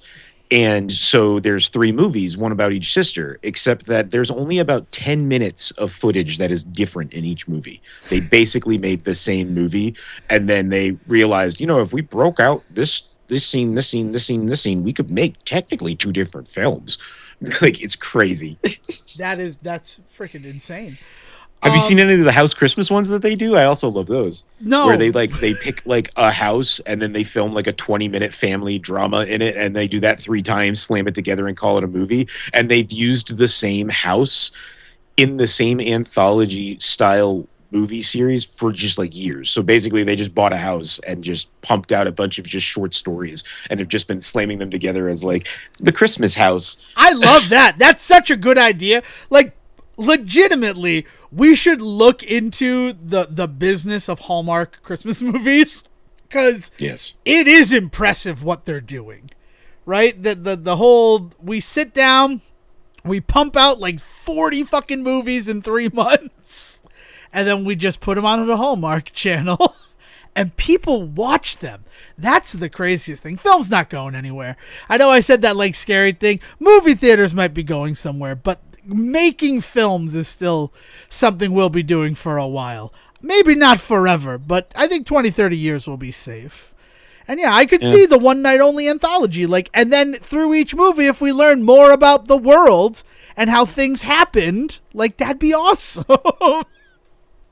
One night only Miami. One night only, you know, like. Yeah, you can go anywhere in the U.S. because it is very specifically a United States mandate. It is not worldwide. Oh. Yeah. Then for the 10th episode, you can go to Hawaii. Yep. And then you can go to Alaska for the 11th episode. You got 50 movies that you can make. One night only Providence. And it happens to also be Waterfire. Because of course. I mean, right? Yeah, that would be, yeah. I also like wonder if it's always August 7th, because that seems like a weird like floating date. Like, it should probably just be the first Friday in August. Like, it's probably more like Thanksgiving, right? Yeah. Where like it's just always on this, whatever this Friday happens to be is the date this year. Yeah. I don't know. It was weird. It's a weird little film. And we've talked about it far more than I thought we were going to. So thank you for that, Siege, and I do appreciate it. Yeah. All right, Siege. So, I mean, I feel like this episode is coming to a close. Is there anything else that you wanted to talk about in this 500th episode? Anything that you've been up to, or? No. Just reflecting on the last 500 has been so good for the soul. And I've even, I think I might go back and play some Shantae this week. I'm feeling nostalgic. That is awesome. And let's all wink at the camera, because replaying Shantae might have something to do with what I'm planning for our season finale and our season premiere. What could that mean? Honestly, if you've listened to the show, you probably know. I certainly hope that Sejan's figured it out. If not, we'll figure it out together. Other things to look forward to is we got Bring It On All or Nothing as the very special episode for August. I'm kind of excited to watch this one. I've never seen it. Have you? Have you seen the Hayden Panettiere one? Okay. I've seen. Yeah, I I had somehow missed the weird sequel, right? We've already done like the Bring one It in On between. Again. Yeah, that was a weird. Yeah, Bring It On movie. Again. I had somehow kind of missed that one. It just didn't end up in my vision at any point. But this was one of the ones that this came out when we were in college, right? Yeah. 2006. Yeah. So it was it would have been the one that would have been on everybody's like shelf in college. Yeah. So a $5 lot of at people Walmart, did have. you know? I remember this was the one that kind of reinvigorated the Bring It On discussion in a lot of the circles of people that I knew. So yeah, so that's our very special episode. So if you want to watch that, to be prepared for that. And also, so like we wrapped on the Adam Sandler Cinematic Universe. That's the thing that occurred last year, and we're very happy about it. But we kind of want to still use our knowledge of the Sandler stuff and what he's working on and that. So going forward on the Say Report, there'll be Say Report episodes. For Adam Sandler's birthday, we're giving the Sandman a day off, and we're looking at the Happy Madison films. And our inaugural one that we'll be releasing on September 9th of 2026 is going to be Grandma's Boy to celebrate the 20th anniversary. Because I like that movie, and I want to talk about it and apply our crazy shit. I am curious to it. hear you talk to me about that movie. I've got some thoughts. I'm excited to know. I mean, look at everything that we've talked about this one, about how things have aged and all of that. So it should be an interesting one. And maybe it torpedoes the whole idea going forward. Who knows, right? It's been 500 episodes. We got to try to not shake things up, but we got to still find ways to make it fun, right, CJ? Mm-hmm. Oh, man. Oh, goodness gracious. Okay. So thank you so much for joining us for this 500th episode of the Say Report. Hopefully you've been here for all 500, but if you haven't and this is your first one, you picked kind of a weird episode to jump on with, but welcome. We are very welcoming here. And if you want to keep the conversation going, we have a Discord that you can join. Invitations to do so are available wherever we are on social media, which as of this recording is still X, formerly Twitter, and Facebook. Type in the Say Report, navigate to our About section. You'll see a Discord link. You can join, and you can see all of the stuff. Like the supplemental material for last episode that I still haven't put up, but I promise will be released in time for this episode. So all the $4.99 supplemental material will be up. I apologize. My week was a little bit hectic. Yeah. But yeah, so join us and you can have the conversation going. And if you're not on social media and you want to join the Discord, you can always send an email to us directly, thesayreport@gmail.com, and we can facilitate you with an invitation to join. Or if Discord feels too much like social media, you can just send us emails and we'll read your emails. Like, that's the thing that we'll still do. And the most important thing to do if you're going to send an email to thesayreport@gmail.com is that if it's specifically for me, Devon Decker, or for him, Sejan Sarowick, put our name in the subject line, and we'll make sure that the Say Reporter you want to be communicating with is the Say Reporter you're communicating with. Just remember that if we read something that was just for us and we think it's worth talking about on the show, we're probably going to talk about it on the show. So Will Gluck, I know you want to yell at me about all my thoughts about One Night Only. If you do email, I'm going to talk to Sejan about the things you said. I just want you to know that. That's just a fair thing. Anything that you submit to any show has the chance of being made part of their content. That's just the world we live in. It's a little bit scary, but it's also... No, it's just kind of scary. I don't know anything else to say there. But with all of that, thank you so much again for joining us for this episode of the Say Report. Thank you, Sejan, for 500 episodes. Like, I want you to know that I do not take you for granted, my friend. I appreciate you being alongside of me for this journey. So thank you. Yeah. Like, truly thank you. Thank you. Oh, yeah, you're very welcome, Sejan. And without further ado, let's throw it over to our third, oh my God, Aramis. William, please bring us home. Later. Thank you for listening to the Say Report with your host Devon Decker and Sejan Sarowick. Please follow the guys on Twitter and Facebook by searching for The Say Report, and you can always subscribe on your podcast channel so this is delivered straight to you and you can enjoy it every week. With apologies to your mother, we'll see you next time.